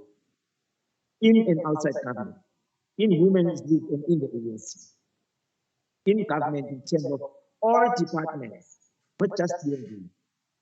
Two, what are the legislative interventions we require that are going to look at the weaknesses of current legislation and what type of legislation we envision to immediately make a dent on making women's life better as military veterans, short, medium, to long term. Three, what are those programs we want to propose? So I'm saying there's policy, legislation, programs, and four, what are the institutional arrangements that will be appropriate and adequate to address the complexity of the issues we want to deal with? And therefore, by implication, what structural arrangements in which women must feature very strongly and clearly needed to be able to. And the paper does help us. But you can further strengthen there. We write our opinions to further strengthen. We're not starting from nothing. Lastly, what we need to monitor individually what we do. I think what we're good at is very good to start. We are almost like a public relations company, not a revolutionary developmental company or organization. You go for fanfare, media launch, and ministers sign, leaders sign, Vasa elects his leadership. The following day, nice. Precisely because we do not have viable mechanisms of monitoring and evaluating. Are people doing the tasks we assign them to do, and how they account, where they account, how frequent they account, on what they should account. So we have to have a strong monitoring and evaluation tool because time is at us. We are not living forever. We are dying. We're not an increasing species. We're a dying species. And therefore, our paradigm of transformation cannot be business as usual, as if we're still young people who have 20 years to live. of 50 years. And therefore, monitoring and delivery on time becomes a mission critical success. Having said that, my suggestion is, let's move towards one, agreeing that this paper is a solid foundation to build for. And therefore, we say, fortunately, we can say it without any fear of contradiction. The conference has been postponed to April. We officially told in a meeting by the PrEP committee after its engagement with the officials of the ANC and the Peace and Stability Committee. Which then gives us a precedent to start. It's frustrating, but we can turn the threat into an opportunity by saying, well, what is it that we can then be able to do to strengthen this paper? And we agree in this meeting that is already a solid paper which we sponsor as a document for discussion in Congress. And having said that, we then agree on processes of mainstreaming. It's our submission as commissariat, as organized under the dialogue group, that we've got subcommittees that are there in the PrEP committee. And we've been given an opportunity yesterday that we are then going to be integrated to the subcommittees, one of which includes constitutional amendments in which we can make an input on this bill. Secondly, we've got a subcommittee on communication in which we can start communicating in society strongly on this issue.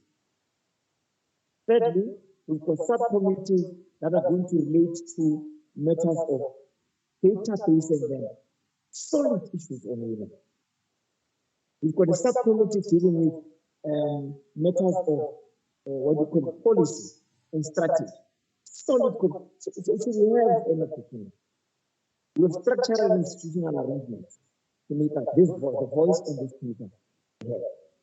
Now, in terms of process made when I close, comrades, this paper should be ready by not later than we need for now, with all the inputs, so that when we leverage the time available, the structures created, we have concrete discussion, and that paper is ready for conference in April. Thank you very much. Okay, thanks, Mos. I think what we need to do now is to give, I think there was a hand, Comrade Mufukeng Mahadi. Your hand was actually up and you withdrew it. Can you go ahead, please? We don't want to leave you not being heard. Okay, good evening, comrades. My name is Eunice. I'm Comrade Eunice, Young Lion. So anyway, my hand was up because Ukomisa Mbulelo wanted us to say something. So I was just supporting to say that we as female comrades, we are in support of the concept note, and I think it's high time that our issues are escalated, and that structure will really assist us, but it shouldn't just be a structure without having the powers. So we really need to have powers so that whatever that we agree on to elevate our wealth, then it needs to be heard about. So instead of just having that structure. So I think we are in agreement with the concept note and then to support the structure. Thank you. Thanks, Comrade Eunice. If there is no other hand, I'll then give back to Comrade Sally just to have her closing remarks before I give my own closing remarks, and then we will wrap it up. Mr. Sally. Thank you so much, Mr. Malik, and thank you very much to the comrades who have submitted their input and critiqued and contributed in strengthening the document. It's really much appreciated. I have noted what General Nompi was saying, but I would just want to say, yeah, some of the issues that she has raised, very important, and they will, of course, be covered when we discuss the conference, the wider conference issues, including the issues of the legislation, the act. Also, I have noted the impassioned input from Comrade Mavundla. And I think it is, of course, important that we do have to look at the past to analyze the present in order to interpret the future. We cannot move forward without learning lessons from the mistakes that we have committed in the past. Otherwise, we would be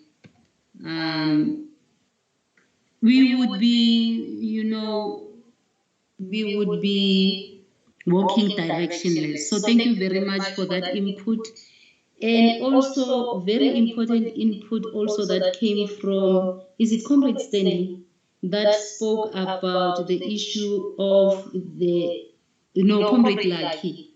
Thank you very much for that. Yes, indeed, the issues of providing an enabling environment to ensure that really all that we seek to do here succeeds, because without an enabling environment, this will not succeed. And without changing the culture, both of men and also the culture that has already been highlighted by Comrade Mavundla, women scoring their own goals, we're not gonna win. So this will take a very serious introspection amongst the ranks of women and also the ranks of men as well, because there becomes a cross-pollination that is very toxic within and even without the ranks of women. So we need to deal with these issues, because as correctly Komisa Mos has pointed out, we don't have time to waste. We need to spend each and every hour in a very productive way, so that we make sure that even this chance that we are getting right now to fix our things, that we really fix. And thank you very much also to Komisa Mos for the framework that you are giving us, that we should now prepare this document in this logical form that will make it very easier to take into account very critical issues that should not be missed out, so that when we come out of that conference, indeed we are moving on the same page. So with that, Komisa Malik, I would really like again to thank the subcommittee for the opportunity, and I would like to thank the comrades and the colleagues, not the colleagues, the comrades and Umzana as well for the input that you have made. Thank you very much. Awesome. Okay, before I say my last word, Mos, I see a hand. Is it an old hand? No, it's new. Comrades, I'm getting more convinced that the substantive nature of this thought-provoking paper must begin to make us ask the question: will a conference that's going to focus on election and fighting for position be the best instrument, or rather, a conference focusing on delivery, including empowerment of women, be the main instrument to take us through this journey map towards women's emancipation? I'm not raising it for resolution here, resolution, but I'm beginning to ask a question that says, many some and even lobbying for election. Is that where the focus should be, or should be changed? Because in the past, since 2013 when we established the focus has been leadership and job positions, and it has costs to address the real issue. I'm putting it as a political question worth thinking about, and perhaps maybe the future might want to pronounce what's the most viable way. Focus on election of leadership, or focus on delivery is a structure that is mandated to do. Thank you very much. Okay, thanks, Commissioner Moss. Firstly, we just want to thank everybody else who actually put their time aside for the session for us to learn from Commissioner Sali. And of course, we always learn from each other. Just to correct one little thing that well, maybe it was probably more my understanding. I'm not the co-author of Commissioner Sali's paper. All we actually do is that we actually collaborate because her work and my work, they're actually quite related. She's focusing on a part of this proposed structure, and my part is to focus on the actual structure, the overall structure, with a view that tries to answer one critical question, which she has answered in her own paper. Now, the question is to say, how do we protect the delivery, or rather the support and the advocacy for delivery of welfare services, the type of services everybody has been complaining about? How do we make sure that in the new structure, that together with the voice as articulated very well this evening by Commissioner Sali, are actually protected in the event that politics collapse the new NEC again, so that we don't find ourselves in this situation. So because we're trying to answer the same question but from different angles, then there are definitely some a lot of overlap. So we effectively have an eye on each other's paper, but effectively it is 100% her work in that sense. So I just wanted to do that.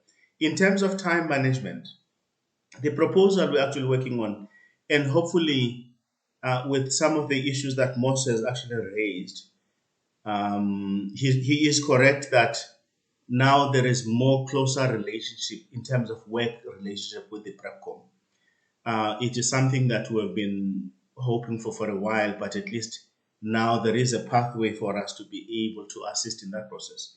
So what we want to do then, up to the conference, is to follow on the same path that Commissioner Sali has led us on today, maintain the same standard, to focus on all these other aspects, the structure, the constitutional aspects, what type of constitution really, that will safeguard all of us and make sure that we have that strong voice that should actually work, whether with SANVA, DMV, or whoever, but make sure that we don't have to always worry every other time.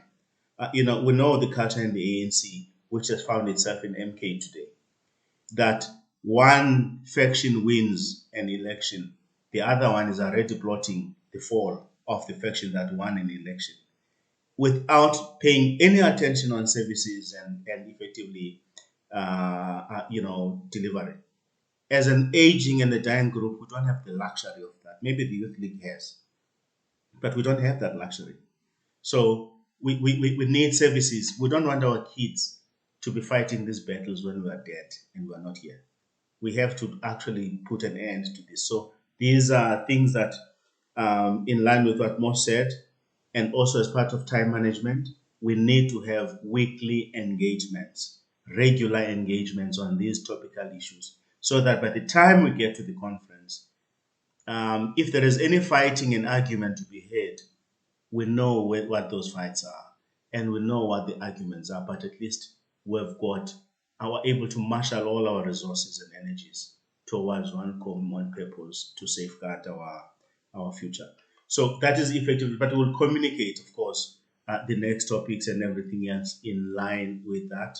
So mine, it is really, again, just to thank everybody else and ask us to stay safe.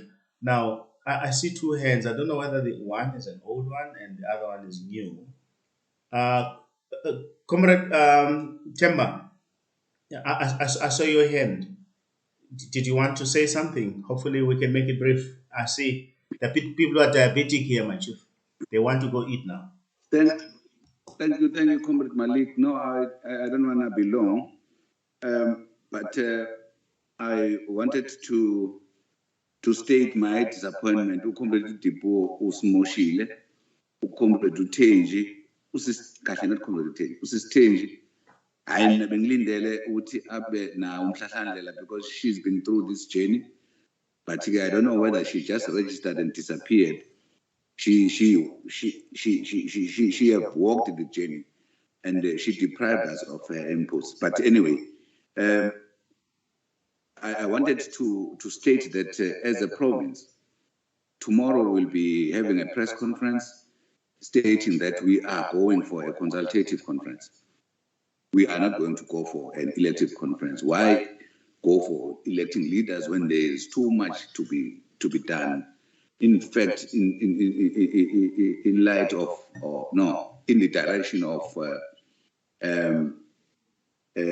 unity, because according to us as a province, nothing much has been done as a program to ensure that there is that unity. So unity, the conference cannot be itself an instrument for unity. So a consultative where we are going to trash all these things is going to be important. So we have galvanized support from other provinces. In fact, we were supporting the Eastern Cape, and I've noted that most of the provinces now are gunning for the consultative conference. Now I'm now worried when I was looking at the comments made by Comrade Esther, which is the conference itself has been postponed. I don't know whether it is because we are all 5 provinces now are saying let's gun for consultative conference that it is now postponed. I don't know whether Esther can expatiate on that, whether it's true that the conference has been postponed. But we were moving and galvanizing support for a consultative conference so that we deal with issues first before we even think of elections and electing leadership. That was my input going forward in trying to alleviate the fear of Comrade Umbulelo Meti. It's going to be an elective conference. It's not. 5 provinces now have expressed their will that this conference should be a consultative conference. We deal with issues first before we go for elective conference. But I don't know whether it's only Comrade Esther that he seems to know that the conference has been postponed. If he can share with us if that is really is true. Thank you, Chair. Awesome. No, thanks for that. I think we will do well by not reopening another debate on the type of conference. So we will take that on the side. Even if there is anyone with knowledge, if it is not officially stated, we're not gonna create a path for that here now. So we'll talk about that Madala side if you don't mind, Kilame. Moss, is this a new and old hand?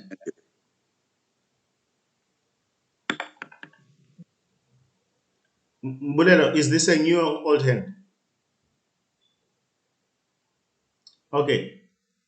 I assume it's an old hand. Okay. Thanks.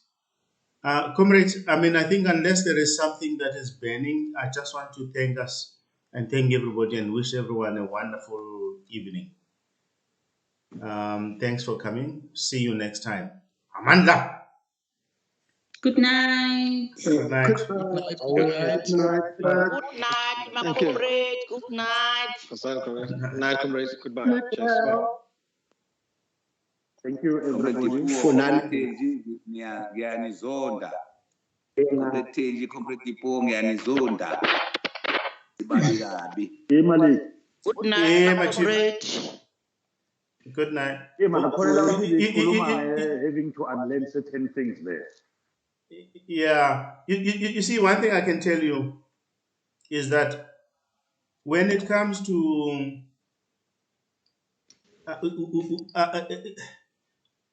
it's difficult to say this, but when you actually put a female leader on the spot to actually talk about female issues, it can also be understood as having own prejudices that you are actually not aware of. And that is purely because this struggle is a struggle for all of us. You see, it's not about having ovaries and, because even men now have got boobs. So I won't say it's about having boobs because everybody has got boobs. You can actually swing your balls and have this fight as your own. And that's the issue. So that's why sometimes it's actually very difficult for some comrades when they feel cornered. On this. So don't take it, like badly. It is our own fight as a collective. So we shouldn't be disappointed, Nyamaza. But maybe there is also a bit of learning and growing on all of us. No, the reason why you fell because we discuss further those issues that you raised, because he's touching me on my DNA. No, that's fine. That's fine, Kilaman. We'll take it next time. Yeah, but go safely, yeah? Stay safely. Okay, sure.